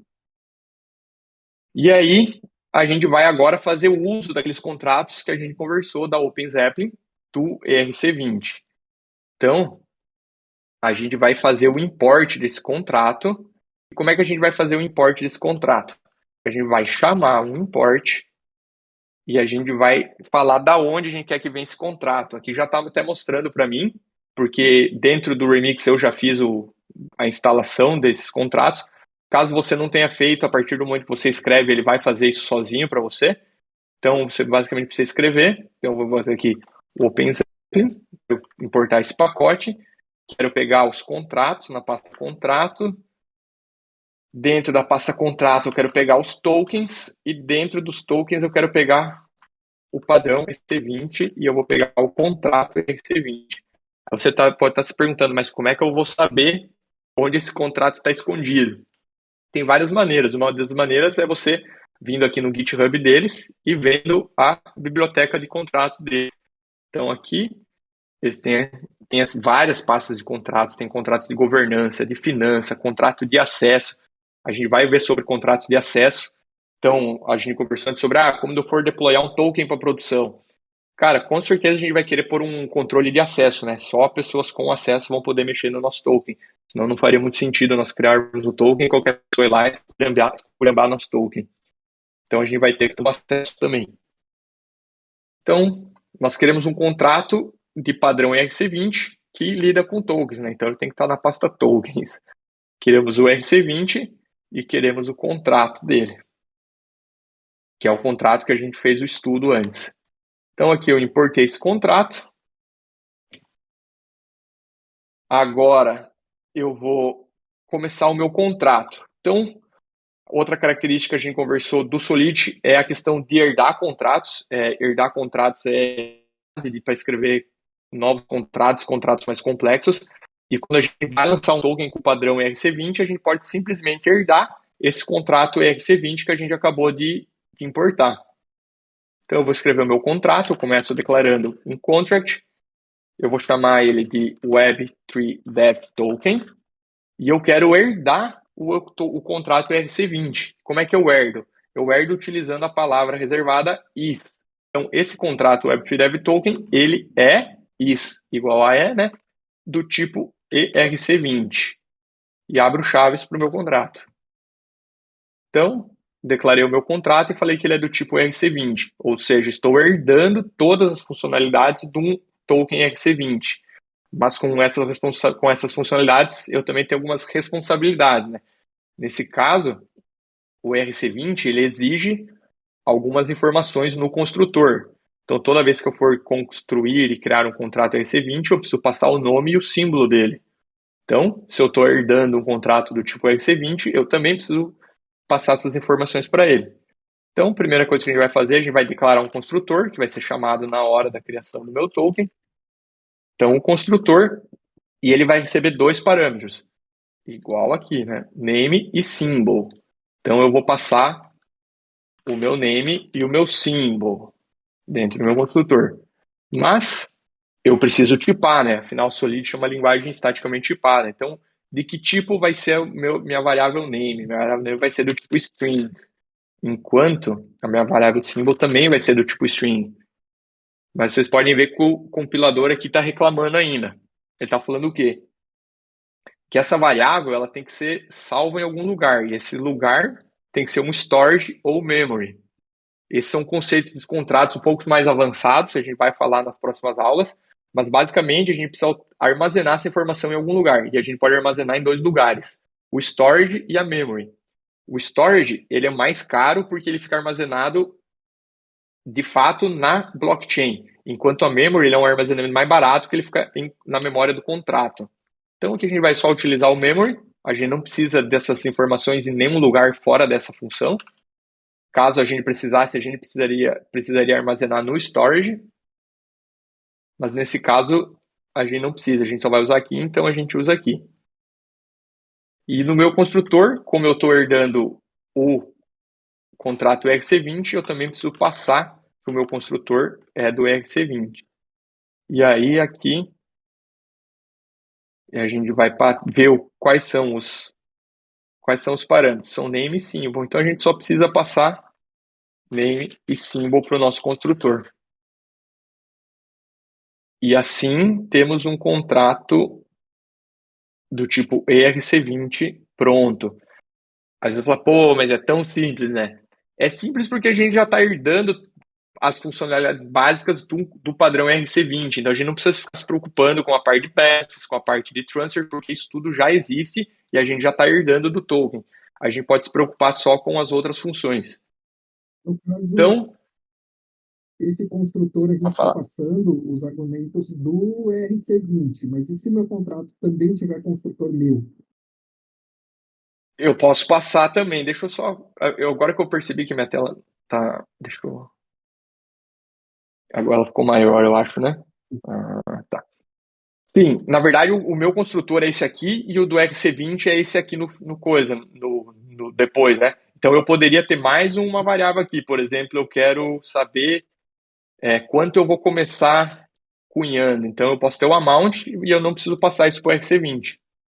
Então aqui eu tenho um amount, certo? E aí eu consigo importar mais de um contrato e no construtor colocar o do RC20, colocar o do segundo contrato, terceiro contrato? Consegue, aham. Por exemplo, eu vou só mostrar aqui rapidinho então um exemplo. A gente poderia aqui também trazer mais um contrato. Então, deixa eu trazer o contrato do tipo Ownable. Esse é um contrato de acesso. Ele serve para controlar quem é o dono do contrato, quem pode chamar certas funções do contrato. É um modificador de função, né? E como? Cria um modificador, né? Only Ownable. Isso, cria um modificador. Também vamos ver sobre modificadores mais lá para frente. Mas primeiro vamos pegar aqui que é access. Isso, access é o Ownable. Pego o contrato Ownable. Mais para frente a gente vai falar sobre esse contrato, então por hora vamos passar um pouco por cima. Mas basicamente eu também herdaria desse contrato. Então aqui eu estou herdando dele. E você pode ver que o construtor dele já reclamou porque o Ownable também precisa do seu construtor. Então aqui eu passaria e eu passo o contrato, a função, né, tela que o código está pequeno. Como? O pessoal tá comentando. Tá meio longe, né? Comprou mais aí, pá. Agora, tá melhor? Melhorou. Certo. Então aqui a gente também precisa passar uma função para o Onable. Então, o que o Onable está reclamando aqui? Que ele espera um argumento. Aqui eu consigo abrir o contrato e eu posso checar qual é o argumento que o construtor do contrato Onable está esperando. Ele está esperando um endereço e esse endereço vai ser o dono do contrato, o initial owner. Então, eu preciso passar um endereço para ele. Então, aqui nesse construtor, eu vou receber também um endereço. Eu vou receber initial owner e vou passar esse cara aqui. Eu preciso declarar isso no meu ou eu só deixando lá na frente no Onable ele já lê? Eu preciso tipo, duplicar. Coloco aqui primeiro e lá na frente. Você precisa aqui porque você vai estar. O seu construtor é esse, na verdade, né? Depois você está dando para o Ownable o initial owner, né? Por exemplo, se eu não tivesse esse cara aqui, ele não vai conseguir saber quem é o initial owner. Então, o Não meu. consegue seguir direto o message.sender aí. Não, aqui você não vai conseguir. Você consegue pegar ele dentro do construtor, mas não como parâmetro, né? Mas dentro do construtor eu consigo sim. Se eu quisesse. Se eu quisesse, vamos dizer, chamar um mind, eu poderia chamar um message.sender e o amount que eu quero, né? Não, mas Valor no X. caso esse aí, ó, initial Do, owner que você está usando, você tem que declarar ele em algum lugar. Até então você não disse nada ainda, quem que é o dono. Você vai declarar dentro do construtor? sim, sim, na hora que eu for deployar esse contrato, eu vou precisar passar essa informação, entendeu? Por isso que ele está dentro do construtor. Ah, tá. Na hora que eu fizer o deploy, eu preciso passar todas essas informações aqui e aí ele vai utilizar ela, né? Por exemplo, nesse caso do initial owner, ele vai passar para o ownable e vai alterar lá. E aí, vamos remover esse amount aqui. Eu só queria mostrar essa questão do ownable e de ter herdar múltiplos contratos e ter essa questão de mais construtores, né? Mas por hora a gente não vai usar o ownable, mais para frente a gente vai usar. Então vamos tirar também o amount e não, o amount vamos tirar o initial owner. Vamos deixar só o amount e nós vamos passar para o construtor. Então o que está acontecendo nesse contrato? Estou criando um novo contrato que herda do RC20 e por deployar esse contrato eu vou precisar passar o amount, quanto eu vou estar mintando para o meu endereço, criando tokens para o meu endereço, qual o nome, qual o símbolo desse endereço. Então aqui a gente já tem um contrato de token funcional e eu já posso compilar ele. Compilei, vou aqui no deploy, escolho o meu Web3Dev token e vocês estão vendo que o deploy está mostrando input required, ou seja, agora eu preciso passar algumas informações para deployar o meu contrato. Então eu preciso passar o amount, eu vou passar um valor qualquer aqui, o nome do meu contrato, vamos chamar de Web3Dev token, e o símbolo desse contrato, vamos chamar de. E aí vou realizar a transação e vou deployar o meu contrato. Então aqui a transação foi realizada e aqui está o meu token para eu interagir com esse contrato. E aqui tem todas as funções que eu posso utilizar para interagir com o meu contrato. E da onde estão vindo essas funções? Estão vindo lá do contrato RC20 que a gente herdou. Então aqui eu posso conferir os quantos decimais, o nome que eu dei, Web3Dev Token, o símbolo e o total supply. Quantos tokens estão em circulação? Nesse caso, está só o número de tokens que eu criei na hora de construir. Uma dúvida. Quando eu vou subir o contrato que eu herdei, eu estou subindo duplicado o RT20 ou ele está só apontando para o contrato original e eu estou subindo, na verdade, só o meu código? Não, você está duplicando, você está subindo o código do RC20. Aí eu Então, conseguiria isso importar só algumas funções, igual, por exemplo, no Python eu tiro só algumas funções de uma biblioteca para não ter que subir a biblioteca inteira? você pode criar você pode fazer um outro contrato que pega só algumas funções, mas eu não me recordo, você vai conseguir, acho que você não consegue pegar só algumas funções, Porque assim, mas também não. esses contratos aí, pelo que eu já vi no OpenZeppelin, não são grandes, mas eu suponho que às vezes eu vou mencionar um contrato, ele vai ficar muito abaixo dele. E às vezes eu não estou usando 10% do que eu estou puxando junto, né? Sim. Não, faz muito sentido você não querer puxar tudo, né, por essa questão. Agora, eu estou tentando lembrar sobre especificamente puxando a parte do contrato. Com todas as funções, eu não quero ter disponível.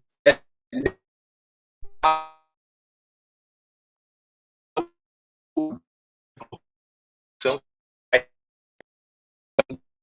funcionar.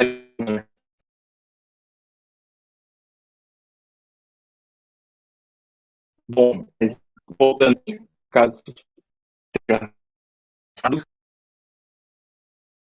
temos o nosso prato e algumas outras funções novas para interagirmos. Então, vou checar o balanço de qualquer endereço. Então, aqui o endereço, esse o endereço que eu usei para deployar o contrato aqui, e eu vou checar o balanço, e esse é quantos tokens ele tem. Ele tem. Nós quero copy account. Esse cara tem 0. Temos a questão do allowance, então eu posso checar quanto aquele endereço pode gastar. Então, no owner eu vou passar esse endereço aqui, e o spender eu vou passar esse outro endereço. Nesse caso vai ser 0, porque eu não dei allowance para esse endereço. Mas aqui eu checo.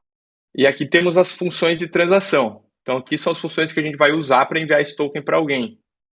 Eu posso pegar o meu endereço aqui. Então, eu vou mandar desse endereço que deployou o contrato. E vou mandar meu endereço para minha outra conta. Acho um ponto interessante Então, de destacar é que as funções que tem botãozinho laranja são aquelas que consomem gás, né? Que tem algum tipo de registro, e as luzinhas só leitura. Né? isso. Então, as laranjas são as questões que elas requerem uma transação na rede, né? Tem fucking transaction, você precisa pagar para executar ela porque elas alteram o estado do contrato na rede. Enquanto as azuis você apenas está lendo, não precisa pagar. Então, eu venho 255 tokens meus para esse endereço. Vim aqui, transacionei, a transação foi. Agora eu vou lá e vou checar o balance desse endereço que eu mandei os tokens. Tem 255, que foi a quantidade que eu mandei. 255. E agora eu vou checar quantos eu tenho. Eu vou ter lá a quantidade inicial, que era 10 mil, menos esses 255. Então, 10 mil não eram, acho que 300 mil eu tinha criado. Agora eu tenho 299. Por exemplo, o token do padrão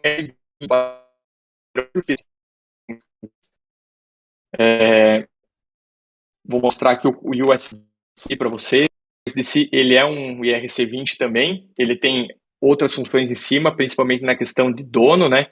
Que esse é um token lá da empresa Circle. Então, não é qualquer pessoa que pode criar novos, as pessoas podem apenas transferir os que ela tem. E aqui vocês podem checar o contrato. Já é um contrato bem antigo, é da versão 4.24.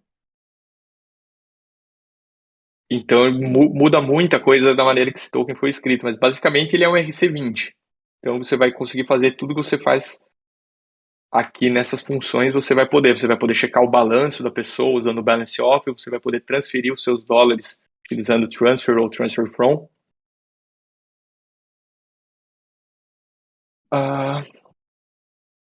Então, esse é o token RC20. Essa é a maneira como nós implementamos um token RC20 fazendo uso dos contratos da OpenZeppelin. Para quem quiser realmente ir a fundo, aprender mais, eu recomendo cair de cabeça nos contratos RC20 da OpenZeppelin, talvez até tentar implementar o próprio, fazendo algumas alterações. Mas de maneira você vai estar fazendo uso desses, dando esses contratos e escrevendo a sua lógica em cima, né? Então, por exemplo, quero escrever minha lógica em cima desse token. Vou escrever.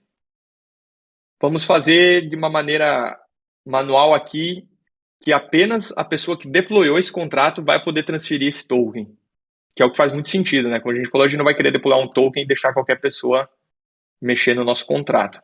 Então, a gente vai fazer uma coisa bem parecida com a questão do coin. A gente vai chamar esse cara de miner, mas vamos chamar ele de dono. Então, Eu vou criar uma variável de estado pública chamado dono, o owner. Esse cara, ele vai ser criado no construtor, então eu vou receber no meu construtor um endereço chamado de initial owner. E eu vou alterar o meu owner para ser esse initial owner. Eu preciso fazer isso? Não preciso, eu poderia também fazer isso, message.senior. Nesse caso, quem está deployando já vai ser automaticamente o owner. Se eu quisesse passar um endereço diferente de quem está deployando, aí eu precisaria passar aqui.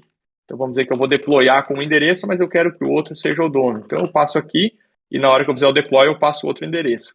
Como nesse caso a gente não quer, vamos usar o próprio message.sender. Então o message.sender ele vai ser o próprio owner. E isso vai ser feito na hora do construtor. E agora a gente vai criar uma nova função para criar novos tokens, né?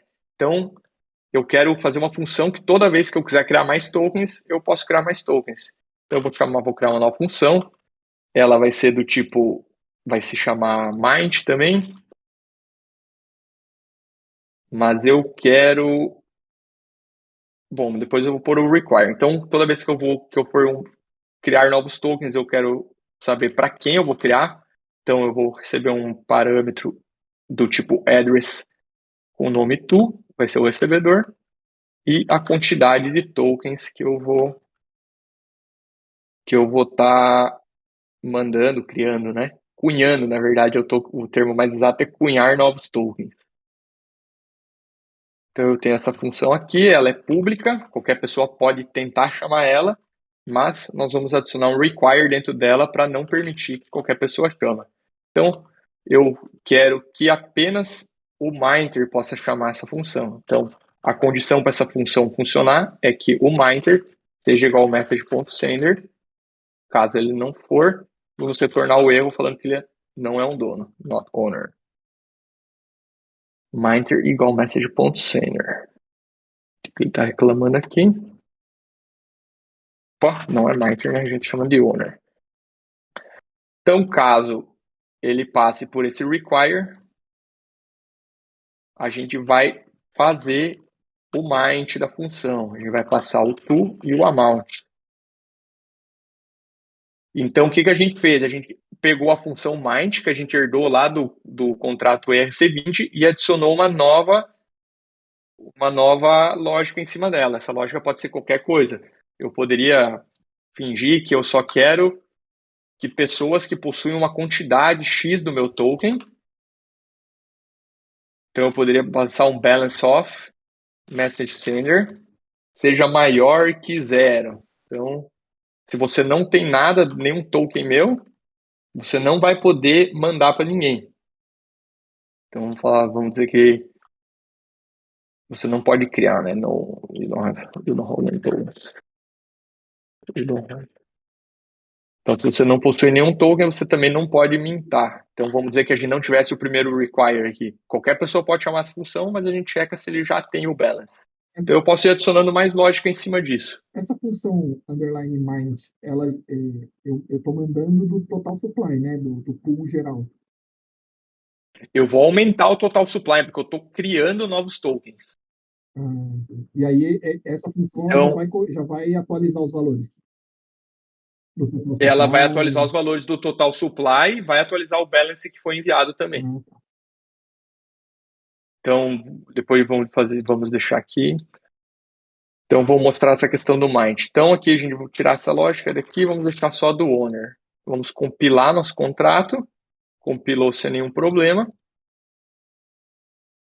E nosso Web3 Token Dev. Web3 Token. Compilar. E agora a gente vai deployar. Então, hoje vamos chamar ele dessa vez de Web3 W3. Então, deployamos nosso token. Temos o símbolo. Temos o total supply. Não cunhamos nenhum token, né? Então, nosso total supply está em 0. Mas eu tenho essa função agora que eu criei, que é para criar novos tokens. Então, eu vou criar novos tokens para o meu próprio endereço. Vou criar 3.000 tokens. Transacionei. Essa transação foi varrida. E eu posso verificar que o total supply agora é 3.000. E se eu checar lá no meu balance, eu vou ter 3.000 também.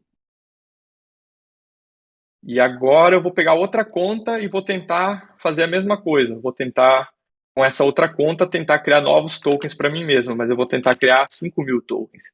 Na hora que eu for transacionar, eu vou ter um erro. A minha execução reverteu pela razão not owner, que foi a razão que eu passei aqui.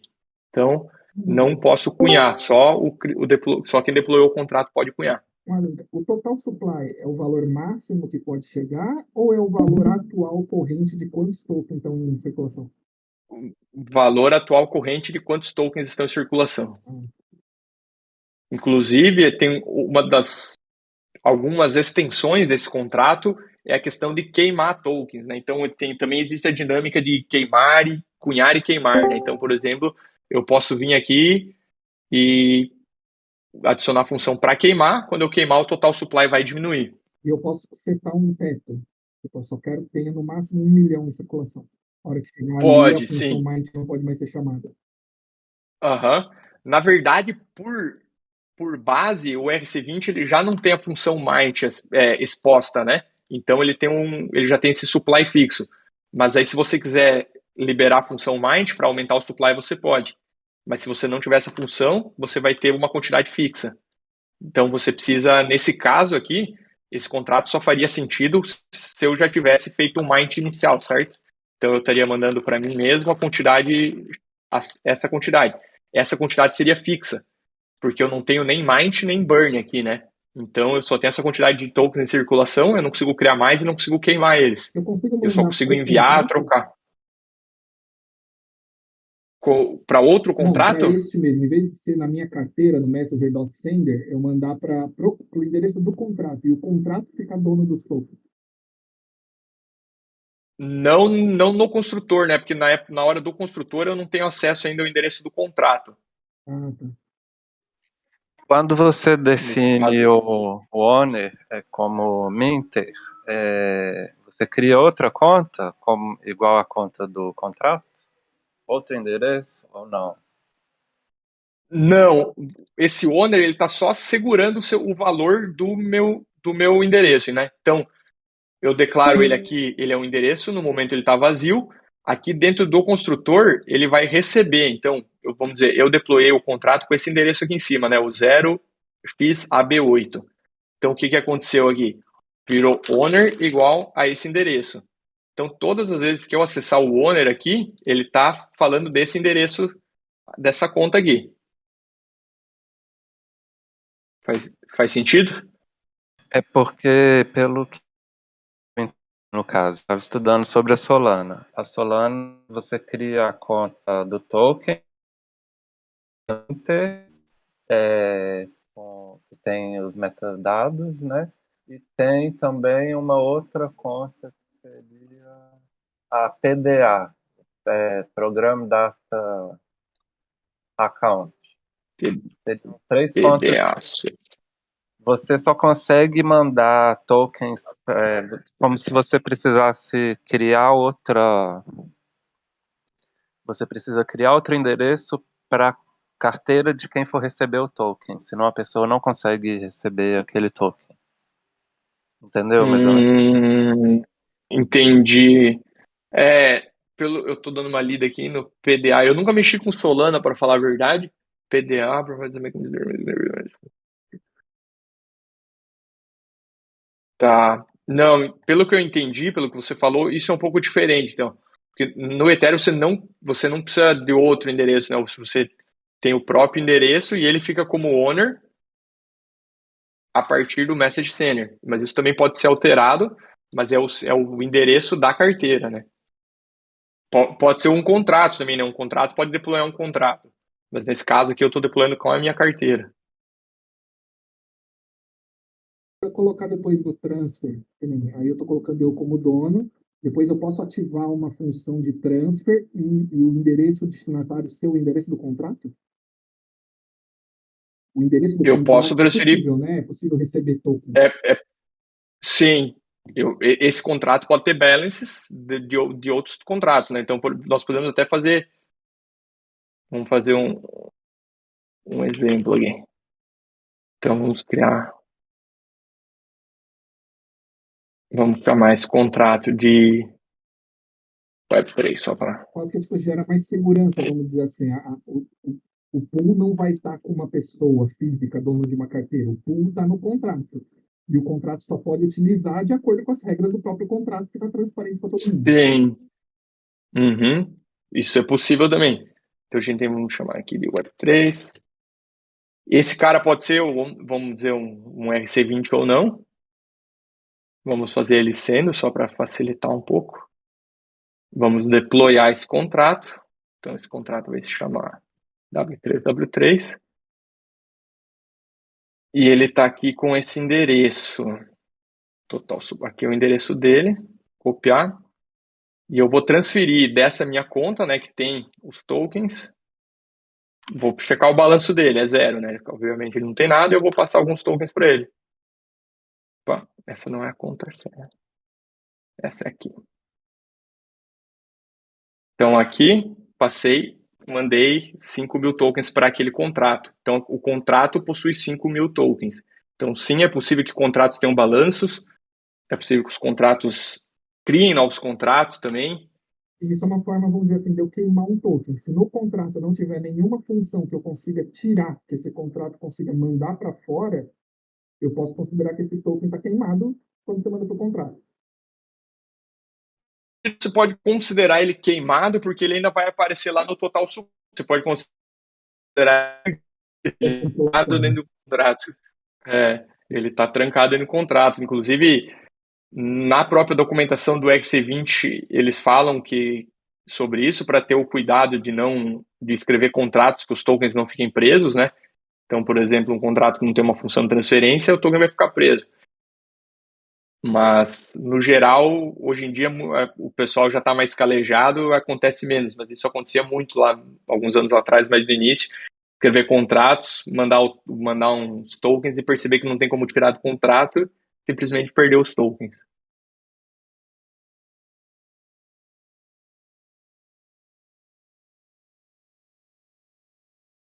Bom, deixa eu ver. Eu tinha mais algo, um pequeno material preparado aqui. Descrições do ERC20. Bom, fizemos o deploy de ERC20, fizemos algumas alterações em cima do padrão ERC20, adicionando nossa própria lógica. Apesar de ser uma lógica bem comum, nós conseguimos, então, deployar um token e fazer alterações em cima dele. Alguém tem alguma dúvida em relação a ERC20, a tokens, ao ambiente de desenvolvimento aqui?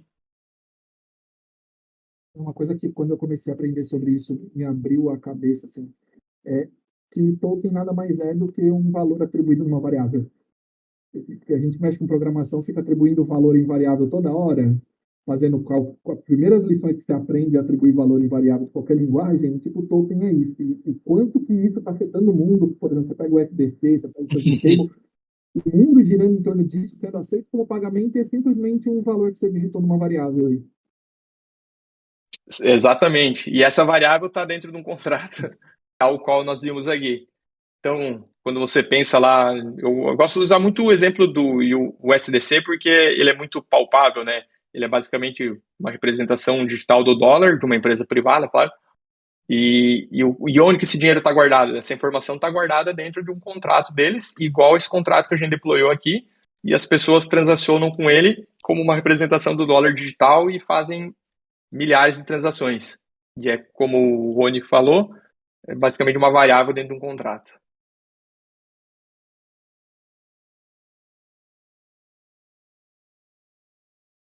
Bom, pessoal, nossa, já foi 1h50, passou voando, nem vi passar.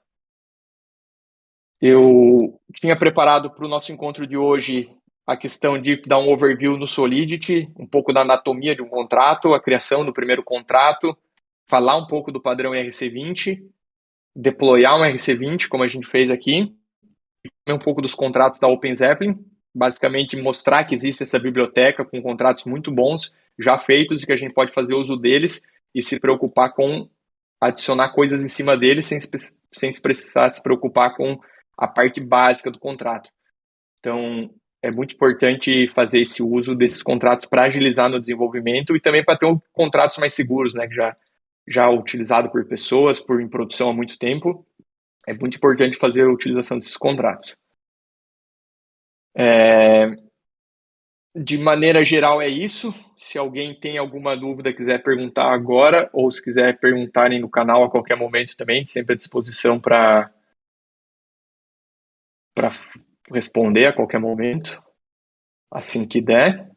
E também gostaria de que vocês, assim, eu tinha feito um post ali, eu vou upar aquele post com alguns links interessantes para vocês se aprofundarem um pouco por conta, porque não dá tempo de eu passar tudo aqui, e também seria muito chato eu vir aqui e ficar falando 1h30 sobre as palavras reservadas do Solidity, né? Enquanto isso, vocês podem ler por conta, praticar por conta, é divertido, botar a mão na massa do que eu vim aqui ficar falando. A ideia aqui realmente é mostrar o caminho, dar uma base para vocês conseguir também se virar por conta e a partir disso ir evoluindo nos assuntos, né? Então, todos os assuntos que a gente passou hoje já tem lá, eu vou fazer o up, os links para vocês darem uma aprofundada por conta, seria muito bacana vocês fazerem isso. E é isso, na próxima aula a ideia é a gente falar mais um pouco dos contratos, eu estou aqui com o planejamento, mas a gente vai falar mais um pouquinho de contrato e já vai começar a integração. Então a gente vai pegar um contrato parecido com esse aqui, já vai botar as funcionalidades que a gente quer para aquele nosso projeto que a gente apresentou na introdução, né? Então, nosso projeto, relembrando, vai ser um fórum com acesso exclusivo. Então, apenas pessoas que possuem o nosso token vão poder acessar o fórum. E então a gente vai construir o contrato desse token na próxima aula. Então esse token também vai ser um padrão ERC20, mas vão ter algumas funcionalidades em cima dele. Uma dessas funcionalidades vai ser a questão dos acessos, né? A gente conversou brevemente hoje sobre. Então a gente vai também herdar o contrato Ownable e vai usar a questão de dono poder acessar nosso contrato. Então a gente já vai botar mais a mão na massa no próximo encontro, fazer o contrato do nosso token e começar as integrações dele no back-end. Fechou?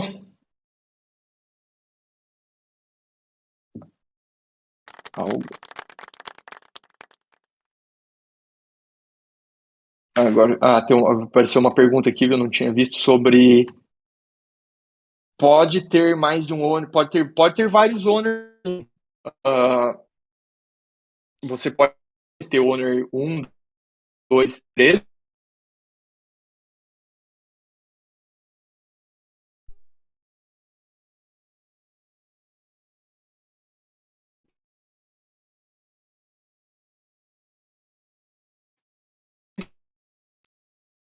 E ter o owner 1, owner 2, e o outro exemplo é esse que eu comentei.